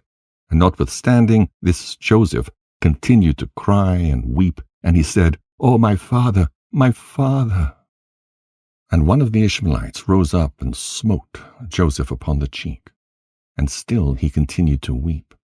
And Joseph was fatigued in the road, and was unable to proceed on account of the bitterness of his soul. And they all smote him and afflicted him in the road, and they terrified him in order that he might cease from weeping. And the Lord saw the ambition of Joseph and his trouble, and the Lord brought down upon those men darkness and confusion, and the hand of every one that smote him became withered. And they said to each other, What is this thing that God has done to us in the road? And they knew not this befell them on account of Joseph. And the men proceeded on the road, and they passed along the road of Ephrath, where Rachel was buried. And Joseph reached his mother's grave. And Joseph hastened and ran to his mother's grave, and fell upon the grave and wept. And Joseph cried aloud upon his mother's grave, and he said, O my mother, O thou who didst give me birth, awake now, and rise and see thy son, how he has been sold for a slave, and no one to pity him. O rise and see thy son, weep with me on account of my troubles, and see the heart of my brethren. Arouse, my mother, arouse, awake from thy sleep for me, and direct thy battles against my brethren. Oh, how have they stripped me of my coat, and sold me already twice for a slave, and separated me from my father, and there's no one to pity me. Arouse, and lay thy cause against them before God, and see whom God will justify in the judgment, and whom he will condemn. Rise, O mother, rise, awake from thy sleep, and see my father, how his soul is with me this day, and comfort him, and ease his heart. And Joseph continued to speak these words. And Joseph cried aloud, and wept bitterly upon his mother's grave, and he ceased speaking. And from bitterness of heart he became still as a stone upon the grave. And Joseph heard a voice speaking to him from beneath the ground, which answered him with bitterness of heart, and with a voice weeping and praying in these words, my son Joseph, I have heard the voice of thy weeping, and the voice of thy lamentation. I have seen thy tears. I know thy troubles, my son, and it grieves me for thy sake, and abundant grief is added to my grief. Now therefore, my son Joseph, my son, hope to the Lord, and wait for him, and do not fear. For the Lord is with thee, he will deliver thee from all trouble. Rise, my son, go down into Egypt with thy masters, and do not fear, for the Lord is with thee, my son. And she continued to speak like unto these words unto Joseph, and she was still. And Joseph heard this, and he wondered greatly at this, and he continued to weep. And after this one of the Ishmaelites observed him crying and weeping upon the grave, and his anger was kindled against him, and he drove him from there, and he smote him and cursed him. And Joseph said unto the men, May I find grace in your sight to take me back to my father's house, and he will give you abundance of riches. And they answered him, saying, Art thou not a slave? And where is thy father? And if thou hadst a father, thou wouldst not already twice have been sold for a slave for so little value. And their anger was roused against him. And they continued to smite him and to chastise him. And Joseph wept bitterly. And the Lord saw Joseph's affliction. And the Lord again smote these men, and chastised them. And the Lord caused darkness to envelop them upon the earth. And the lightning flashed, and the thunder roared, and the earth shook at the voice of the thunder and of the mighty wind. And the men were terrified, and knew not where they should go. And the beasts and camels stood still, and they led them, but they would not go. They smote them, and they crouched upon the ground. And the men said to each other, What is this that God has done to us? What are our transgressions? And what are our sins that this thing has thus befallen us? And one of them answered and said unto them, Perhaps on account of the sin of afflicting this slave this thing happened this day to us. Now therefore implore him strongly to forgive us, and then we shall know on whose account this evil befalleth us. And if God shall have compassion over us, then we shall know that all this cometh to us on account of the sin of afflicting this slave. And the men did so, and they supplicated Joseph, and pressed him to forgive them. And they said, We have sinned to the Lord and to thee. Now therefore vouchsafe to request of thy God that he shall put away this death from amongst us, for we have sinned to him. And Joseph did according to their words. And the Lord hearkened to Joseph. And the Lord put away the plague which he had inflicted upon those men on account of Joseph. And the beasts rose up from the ground, and they conducted them, and they went on. And the raging storm abated, and the earth became tranquilized. And the men proceeded on their journey to go down to Egypt. And the men knew that this evil had befallen them on account of Joseph. And they said to each other, Behold, we know that it was on account of his affliction that this evil befell us. Now therefore why should we bring this death upon our souls? Let us hold counsel what to do with this slave. And one answered and said, Surely he told us to bring him back to his father. Now therefore come, let us take him back, and we will go to the place that he will tell us, and take from his family the price that we gave for him, and we will then go away. And one answered again and said, Behold, this counsel is very good, but we cannot do so, for the way is very far from us, and we cannot go out of our road. And one more answered and said unto them, This is the counsel to be adopted. We will not swerve from it. Behold, we are this day going to Egypt, and when we shall have come to Egypt, we will sell him there at a high price, and we will be delivered from his evil. And this thing pleased the men, and they did so, and they continued their journey to Egypt with Joseph. Jasher chapter 43. And when the sons of Jacob had sold their brother Joseph to the Midianites, their hearts were smitten on account of him, and they repented of their acts. And they sought for him to bring him back, but could not find him. And Reuben returned to the pit in which Joseph had been put, in order to lift him out and restore him to his father. And Reuben stood by the pit, and he heard not a word. And he called out, Joseph, Joseph! And no one answered or uttered a word. And Reuben said, Joseph has died through fright, or some serpent has caused his death. And Reuben descended into the pit, and he searched for Joseph, and could not find him in the pit. And he came out again. And Reuben tore his garments, and he said, The child is not there, and how shall I reconcile my father about him, if he be dead? And he went to his brethren, and found them grieving on account of Joseph, and counseling together how to reconcile their father about him. And Reuben said unto his brethren, I came to the pit, and behold, Joseph was not there. What then shall we say unto our father? For my father will only seek the lad from me. And his brethren answered him, saying, Thus and thus we did, and our hearts afterward smote us on account of this act. And we now sit to seek a pretext how we shall reconcile our father to it. And Reuben said unto them, What is this you've done to bring down the grey hairs of our father in sorrow to the grave? The thing is not good that you have done. And Reuben sat with them. And they all rose up and swore to each other not to tell this thing unto Jacob. And they all said, The man who will tell this to our father or his household, or who will report this to any of the children of the land, we will all rise up against him and slay him with the sword. And the sons of Jacob feared each other in this matter, from the youngest to the oldest. And no one spoke a word, and they concealed the thing in their hearts. And they afterward sat down to determine and invent something to say unto their father Jacob concerning all these things. And Issachar said unto them, Here is an advice for you, if it seem good in your eyes to do this thing. Take the coat which belongeth to Joseph, and tear it, and kill a kid of the goats, and dip it in its blood, and send it to our father. And when he seeth it, he will say, An evil beast has devoured him.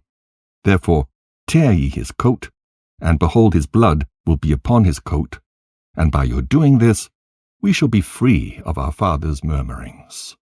And Issachar's advice pleased them, and they hearkened unto him, and they did according to the word of Issachar, which he had counselled them. And they hastened, and took Joseph's coat, and tore it. And they killed a kid of the goats, and dipped the coat in the blood of the kid, and then trampled it in the dust. And they sent the coat to their father Jacob by the hand of Naphtali. And they commanded him to say these words, We had gathered in the cattle, and had come as far as the road to Shechem and farther, when we found this coat upon the road in the wilderness, dipped in blood and in dust. Now therefore know whether it be thy son's coat or not. And Naphtali went, and he came unto his father, and he gave him the coat. And he spoke unto him all the words which his brethren had commanded him.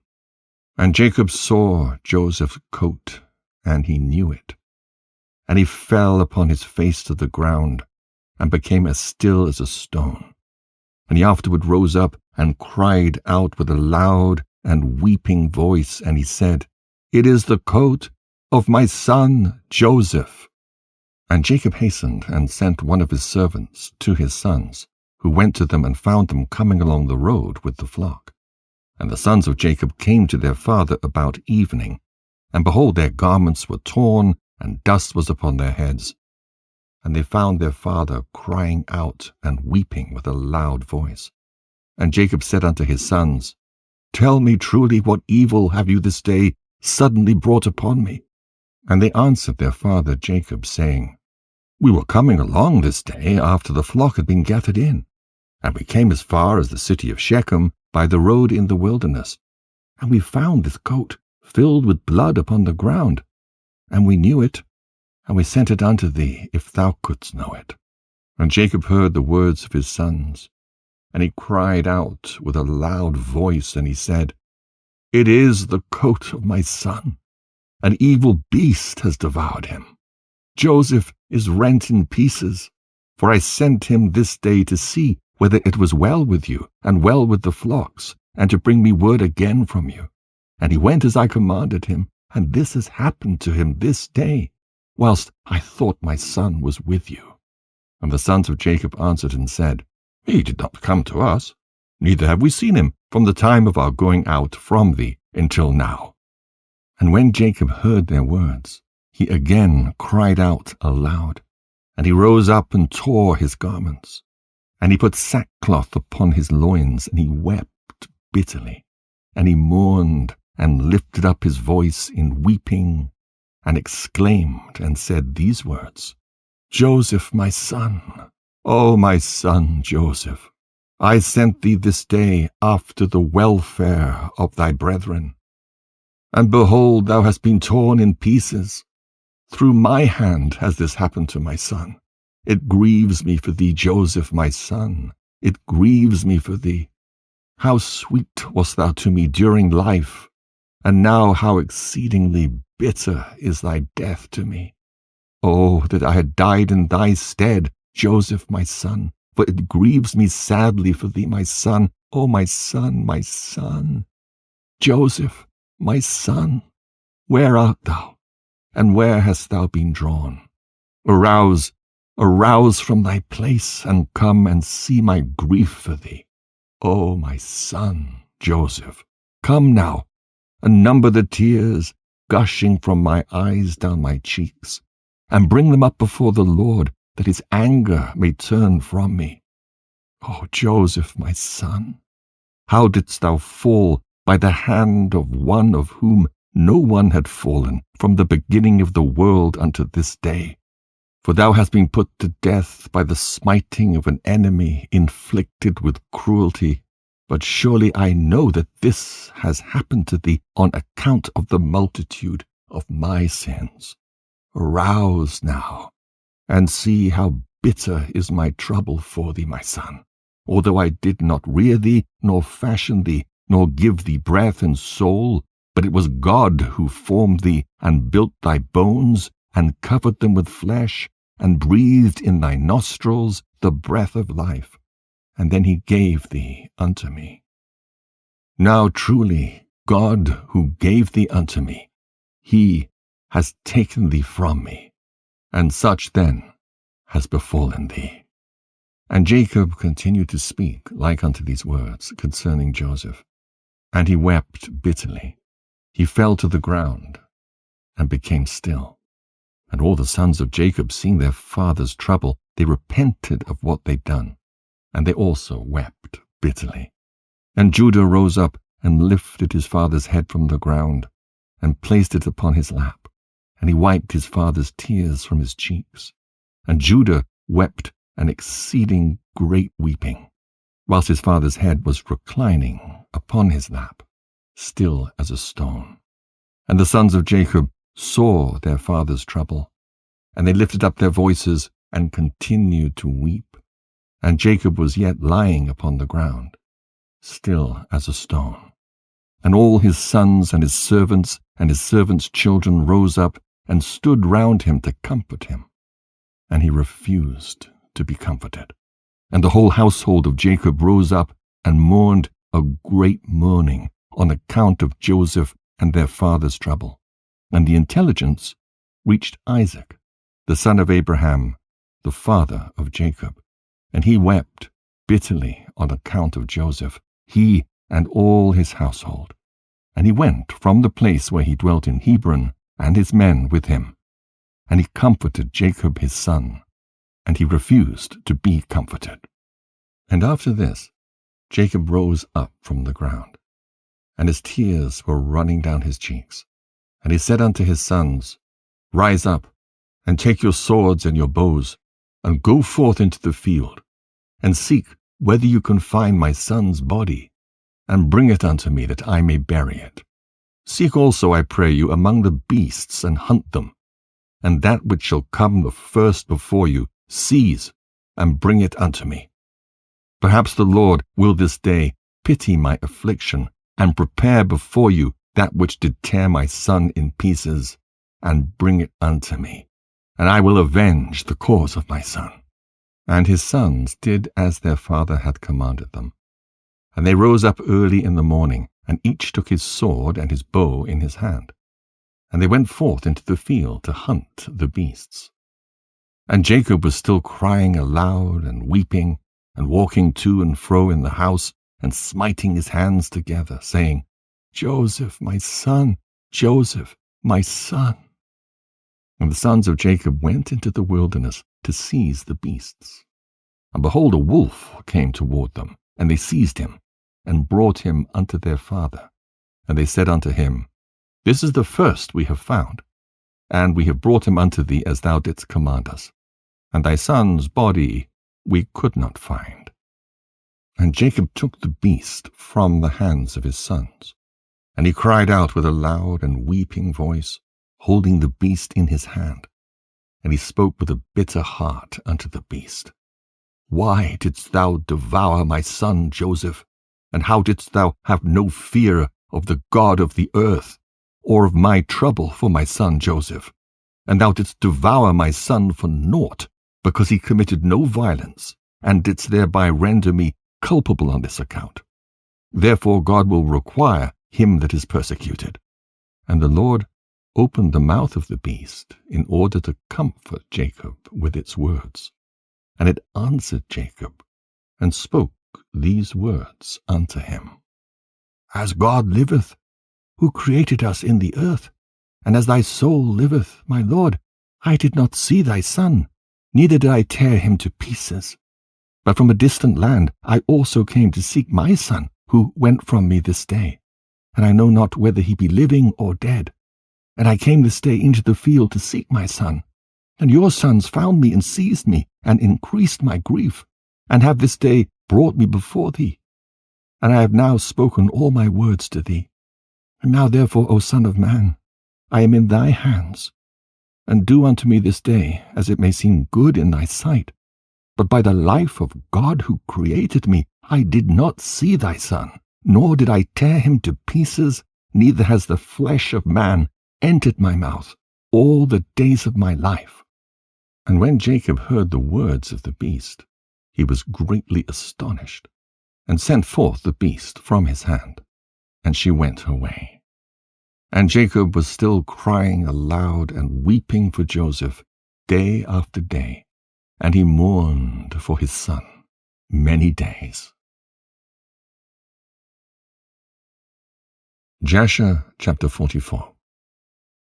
And the sons of Ishmael, who had bought Joseph from the Midianites, who had bought him from his brethren, went to Egypt with Joseph. And they came upon the borders of Egypt.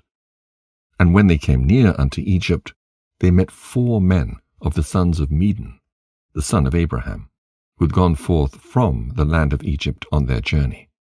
And the Ishmaelites said unto them, Do you desire to purchase this slave from us? And they said, Deliver him over to us. And they delivered Joseph over to them, and they beheld him, and he was a very comely youth. And they purchased him for 20 shekels. And the Ishmaelites continued their journey to Egypt. And the Medanim also returned that day to Egypt. And the Medanim said to each other, Behold, we have heard that Potiphar, an officer of Pharaoh, captain of the guard, seeketh a good servant who shall stand before him to attend him, and to make him overseer over his house, and all belonging to him. Now therefore come, let us sell him to him for what we may desire, if he be able to give unto us that which we shall require for him. And these Medanim went, and came to the house of Potiphar.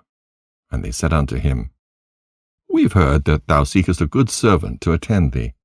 Behold, we have a servant that will please thee, if thou canst give unto us that which we may desire, and we will sell him unto thee. And Potiphar said, Bring him before me, and I will see him. And if he please me, I will give unto you that which you require for him. And the Medanim went and brought Joseph, and placed him before Potiphar. And he saw him, and he pleased him exceedingly. And Potiphar said unto them, Tell me what you require for this youth. And they said, 400 pieces of silver we desire for him. And Potiphar said, I will give it you if you bring me the record of his sale to you, and will tell me his history, for perhaps he may be stolen. For this youth is neither a slave, nor the son of a slave, but I observe in him the appearance of a goodly and handsome person. And the Medanim went and brought unto him the Ishmaelites, who had sold him to them. And they told him, saying, He is a slave, and we sold him to them. And Potiphar heard the words of the Ishmaelites in his giving the silver unto the Medanim. And the Medanim took the silver and went on their journey. And the Ishmaelites also returned home. And Potiphar took Joseph, and brought him to his house that he might serve him. And Joseph found favor in the sight of Potiphar, and he placed confidence in him, and made him overseer over his house, and all that belonged to him he delivered over into his hand. And the Lord was with Joseph, and he became a prosperous man, and the Lord blessed the house of Potiphar for the sake of Joseph. And Potiphar left all that he had in the hand of Joseph. And Joseph was one that caused things to come in and go out, and everything was regulated by his wish in the house of Potiphar. And Joseph was 18 years old, a youth with beautiful eyes, and of comely appearance, and the like unto him was not in the whole land of Egypt. At that time, whilst he was in his master's house, going in and out of the house and attending his master, Zelicah, his master's wife, lifted up her eyes toward Joseph, and she looked at him. And behold, he was a youth comely and well favored. And she coveted his beauty in her heart, and her soul was fixed upon Joseph. And she enticed him day after day. And Zelicah persuaded Joseph daily, but Joseph did not lift up his eyes to behold his master's wife. And Zelicah said unto him, How goodly are thy appearance and form! Truly, I have looked at all the slaves, and have not seen so beautiful a slave as thou art. And Joseph said unto her, Surely he who created me in my mother's womb created all mankind. And she said unto him, How beautiful are thine eyes, with which thou hast dazzled all the inhabitants of Egypt, men and women. And he said unto her, How beautiful they are whilst we are alive! But shouldst thou behold them in the grave, surely thou wouldst move away from them. And she said unto him, How beautiful and pleasing are all thy words! Take now, I pray thee, the harp which is in the house, and play with thy hands. Let us hear thy words. And he said unto her, How beautiful and pleasing are my words when I speak the praise of my God and his glory. And she said unto him, How very beautiful is the hair of thy head! Behold the golden comb which is in the house. Take it, I pray thee, and curl the hair of thy head. And he said unto her, How long wilt thou speak these words? Cease to utter these words to me, and rise and attend to thy domestic affairs. And she said unto him, There is no one in my house, and there is nothing to attend to but to thy words and to thy wish. Yet notwithstanding all this, she could not bring Joseph unto her. Neither did he place his eye upon her, but directed his eyes below to the ground. And Zelicah desired Joseph in her heart, that he should lie with her. And at that time that Joseph was sitting in the house doing his work, Zelicah came and sat before him. And she enticed him daily with her discourse to lie with her, or ever to look at her. But Joseph would not hearken to her. And she said unto him, If thou wilt not do according to my words, I will chastise thee with the punishment of death, and put an iron yoke upon thee. And Joseph said unto her, Surely God, who created man, looseth the fetters of prisoners, and it is he who will deliver me from thy prison and from thy judgment. And when she could not prevail over him to persuade him, and her soul being still fixed upon him, her desire threw her into a grievous sickness. And all the women of Egypt came to visit her, and they said unto her, Why art thou in this declining state, thou that lackest nothing? Surely thy husband is a great and esteemed prince in the sight of the king. Shouldst thou lack anything of what thy heart desireth? And Zelicah answered them, saying, This day it shall be made known to you whence this disorder springs in which you see me. And she commanded her maidservants to prepare food for all the women. And she made a banquet for them. And all the women ate in the house of Zelicah. And she gave them knives to peel the citrons to eat. And she commanded that they should dress Joseph in costly garments, and that he should appear before them. And Joseph came before their eyes. And all the women looked on Joseph, and could not take their eyes from off him. And they all cut their hands with the knives that they had in their hands, and all the citrons that were in their hands were filled with blood. And they knew not what they had done, but continued to look at the beauty of Joseph, and did not turn their eyelids from him. And Zelicah saw what they had done, and she said unto them, What is this work that you've done? Behold, I gave you citrons to eat, and you've all cut your hands. And all the women saw their hands, and behold, they were full of blood, and their blood flowed down upon their garments. And they said unto her, This slave in your house has overcome us, and we could not turn our eyelids from him on account of his beauty. And she said unto them, Surely this happened to you in the moment that you looked at him, and you could not contain yourselves from him. How then can I refrain when he's constantly in my house, and I see him day after day going in and out of my house?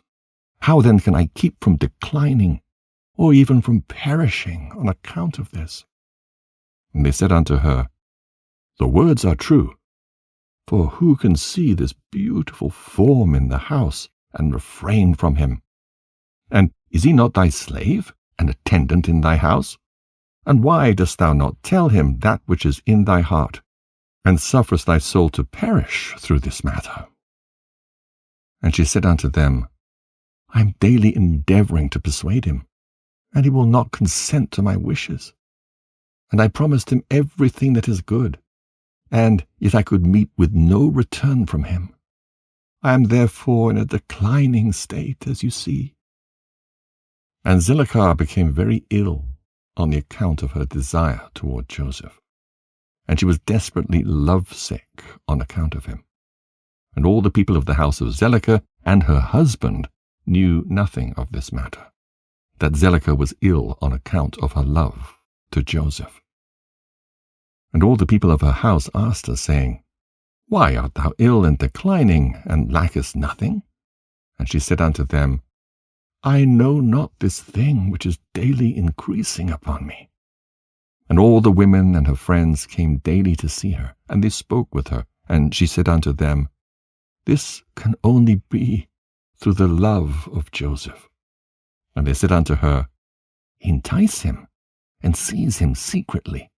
Perhaps he may hearken to thee, and put off this death from thee.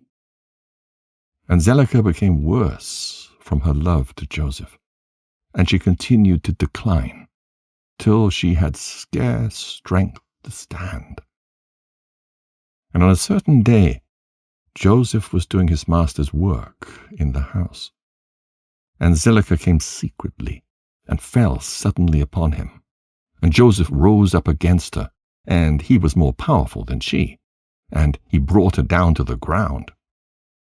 And Zelicah wept on account of the desire of her heart toward him, and she supplicated him with weeping, and her tears flowed down her cheeks. And she spoke unto him in a voice of supplication and in bitterness of soul, saying, Hast thou ever heard, seen, or known of so beautiful a woman as I am, or better than myself, who speak daily unto thee, fall into a decline through love for thee, confer all this honor upon thee, and still wilt not hearken to my voice?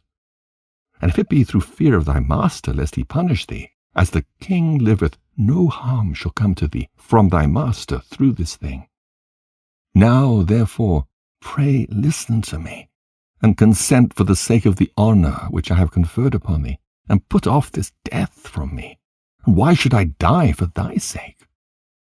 And she ceased to speak. And Joseph answered her, saying, Refrain from me, and leave this matter to my master. Behold, my master knoweth not what there is with me in the house. For all that belongeth to him he has delivered into my hand.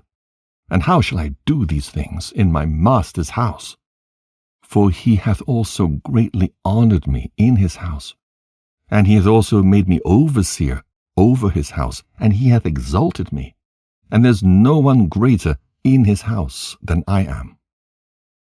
And my master hath refrained nothing from me, except thee, who art his wife. How then canst thou speak these words unto me? And how can I do this great evil and sin to God and to thy husband? Now therefore refrain from me, and speak no more such words as these, for I will not hearken to thy words. But Zelicah would not hearken to Joseph when he spoke these words unto her, but she daily enticed him to listen to her. And it was after this that the brook of Egypt was filled above all its sides. And all the inhabitants of Egypt went forth, and also the king and princes went forth with timbrels and dances. For it was a great rejoicing in Egypt, and a holiday at the time of the inundation of the sea Sihor. And they went there to rejoice all the day. And when the Egyptians went out to the river to rejoice, as was their custom, all the people of the house of Potiphar went with them. But Zelicah would not go with them, for she said, I am indisposed. And she remained alone in the house, and no other person was with her in the house. And she rose up and ascended to her temple in the house, and dressed herself in princely garments. And she placed upon her head precious stones of onyx stones, inlaid with silver and gold. And she beautified her face and skin with all sorts of women's purifying liquids. And she perfumed the temple and the house with cassia and frankincense. And she spread myrrh and aloes.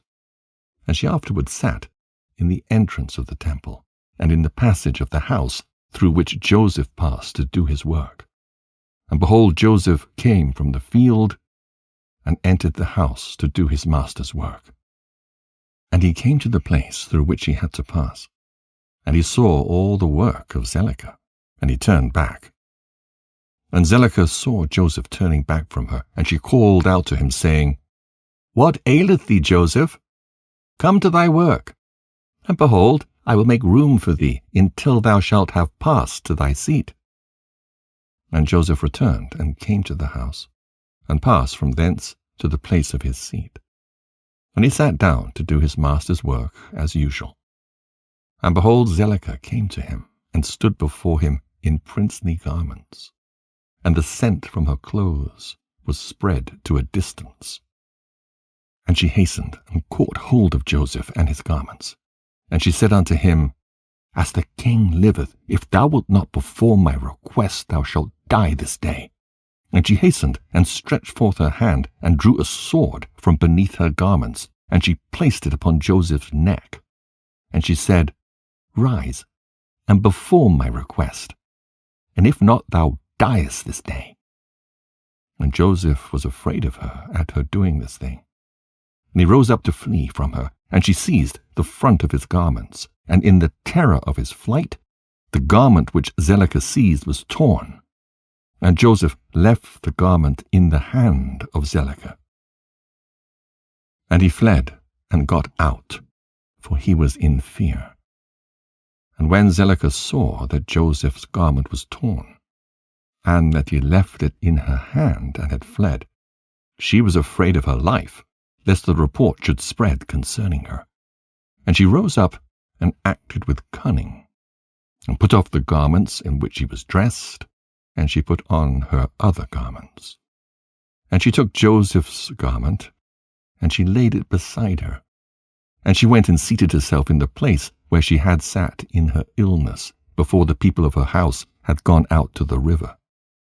And she called a young lad who was then in the house, and she ordered him to call the people of the house to her. And when she saw them, she said unto them with a loud voice and lamentation, See what a Hebrew your master has brought me in the house, for he came this day to lie with me. For when you'd gone out, he came to the house, and seeing that there was no person in the house, he came unto me, and caught hold of me, with intent to lie with me. And I seized his garments, and tore them, and called out against him with a loud voice. And when I lifted up my voice, he was afraid of his life, and left his garment before me, and fled.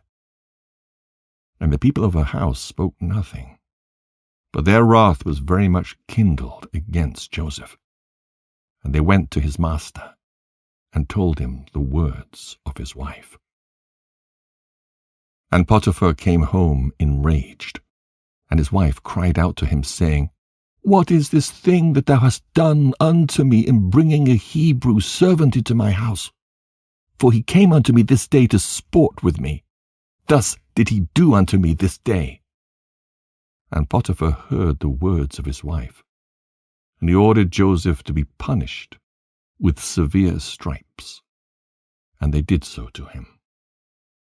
And whilst they were smiting him, Joseph called out with a loud voice, and he lifted up his eyes to heaven, and he said, O Lord God, thou knowest that I am innocent of all these things. And why shall I die this day through falsehood by the hand of these uncircumcised wicked men whom thou knowest? And whilst Potiphar's men were beating Joseph, he continued to cry out and weep. And there was a child there, 11 months old, and the Lord opened the mouth of the child. And he spake these words before Potiphar's men, who were smiting Joseph, saying, What do you want of this man? And why do you this evil unto him? My mother speaketh falsely, and uttereth lies. Thus was the transaction. And the child told them accurately all that had happened, and all the words of Zelicah to Joseph, day after day did he declare unto them. And all the men heard the words of the child, and they wondered greatly at the child's words. And the child ceased to speak, and became still. And Potiphar was very much ashamed at the words of his son. And he commanded his men not to beat Joseph any more. And the men ceased beating Joseph. And Potiphar took Joseph and ordered him to be brought to justice before the priests, who were judges belonging to the king, in order to judge him concerning this affair. And Potiphar and Joseph came before the priests, who were the king's judges, and he said unto them, Decide, I pray you, what judgment is due to a servant, for thus has he done. And the priests said unto Joseph, Why didst thou do this thing to thy master? And Joseph answered them, saying, Not so, my lords. Thus was the matter. And Potiphar said unto Joseph, Surely I entrusted in thy hands all that belonged to me, and I withheld nothing from thee but my wife. And how couldst thou do this evil? And Joseph answered, saying, Not so, my lord. As the Lord liveth, and as thy soul liveth, my lord, the word which thou didst hear from thy wife is untrue. For thus was the affair this day. A year has elapsed to me, since I have been in thy house. Hast thou seen any iniquity in me, or anything which might cause thee to demand my life? And the priests said unto Potiphar, Send, we pray thee, and let them bring before us Joseph's torn garment, and let us see the tear in it. And if it shall be that the tear is in the front of the garment, then his face must have been opposite to her, and she must have caught hold of him to come to her, and with deceit did thy wife do all that she has spoken. And they brought Joseph's garment before the priests, who were judges. And they saw, and behold, a tear was in front of Joseph. And all the judging priests knew that she had pressed him. And they said, The judgment of death is not due to this slave, for he has done nothing. But his judgment is that he be placed in the prison house on account of the report, which through him has gone forth against thy wife. And Potiphar heard their words, and he placed him in the prison house, the place where the king's prisoners are confined. And Joseph was in the house of confinement 12 years. And notwithstanding this, his master's wife did not turn from him, and she did not cease from speaking to him day after day to hearken to her. And at the end of 3 months, Zelicah continued going to Joseph to the house of confinement day by day, and she enticed him to hearken to her. And Zelicah said unto Joseph, How long wilt thou remain in this house? But hearken now to my voice, and I will bring thee out of this house. And Joseph answered her, saying, It is better for me to remain in this house than to hearken to thy words, to sin against God. And she said unto him, If thou wilt not perform my wish, I will pluck out thine eyes, add fetters to thy feet, and deliver thee into the hands of them whom thou didst not know before. And Joseph answered her and said, Behold, the God of the whole earth is able to deliver me from all that thou canst do unto me.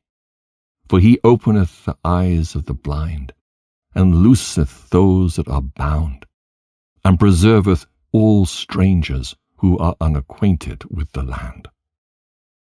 And when Zelicah was unable to persuade Joseph to hearken to her, she left off going to entice him. And Joseph was still confined in the house of confinement. And Jacob, the father of Joseph, and all his brethren who were in the land of Canaan, still mourned and wept in those days on account of Joseph. For Jacob refused to be comforted for his son Joseph, and Jacob cried aloud, and wept, and mourned all those days. Jasher chapter 45. And it was at that time, in that year, which is the year of Joseph's going down to Egypt, after his brothers had sold him, that Reuben, the son of Jacob, went to Timnah, and took unto him for a wife Eliarim, the daughter of Avi the Canaanite. And he came to her. And Eliram, the wife of Reuben, conceived, and bare him Hanoch, Palu, Ketzron, and Carmi, 4 sons. And Simeon his brother took his sister Dinah for a wife. And she bare unto him Memuel, Yamin, Ohad, Jachin, and Zochar, 5 sons. And he afterward came to Bunah, the Canaanitish woman, the same as Bunah whom Simeon took captive from the city of Shechem. And Bunah was before Dinah, and attended upon her.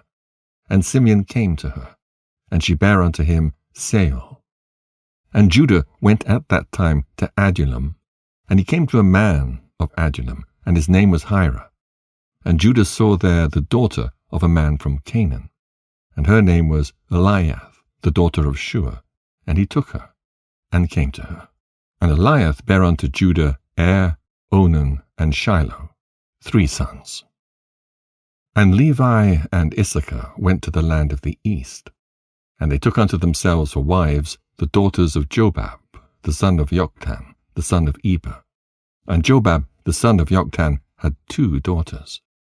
And the name of the elder was Adonah, and the name of the younger was Aridah. And Levi took Adonah, and Issachar took Aridah, and they came to the land of Canaan, to their father's house. And Adonah bare unto Levi Gershon, Kehath, and Merari, 3 sons. And Aridah bare unto Issachar Tola, Puvah, Job, and Shomron, 4 sons. And Dan went to the land of Moab, and took for a wife Aphlaleth, the daughter of Camedon the Moabite, and he brought her to the land of Canaan. And Aphlaleth was barren, and she had no offspring. And God afterward remembered Aphlaleth, the wife of Dan, and she conceived and bare a son, and she called his name Cushim. And Gad and Naphtali went to Haran, and took from thence the daughters of Amiram, the son of Uz, the son of Nahor, for wives. And these are the names of the daughters of Amiram. The name of the elder was Merimah, and the name of the younger Uzith. And Naphtali took Merimah, and Gad took Uzith, and brought them to the land of Canaan, to their father's house. And Merimai bare unto Naphtali Yakzeel, Gunai, Jazer, and Shalem, 4 sons. And Uzith bare unto Gad Zephion, Chagai, Shunai, Esbon, Eri, Aradai, and Aralai, 7 sons. And Asher went forth and took Adon, the daughter of Aphlal, the son of Hadad, the son of Ishmael, for a wife, and he brought her to the land of Canaan. And Adon, the wife of Asher, died in those days. She had no offspring. And it was after the death of Adon that Asher went to the other side of the river, and took for a wife Hadurah, the daughter of Abimael, the son of Eber, the son of Shem. And the young woman was of a comely appearance, and a woman of sense, and she had been the wife of Malchiel, the son of Elam, the son of Shem. And Hadurah bare a daughter unto Malchiel, and he called her name Sirach.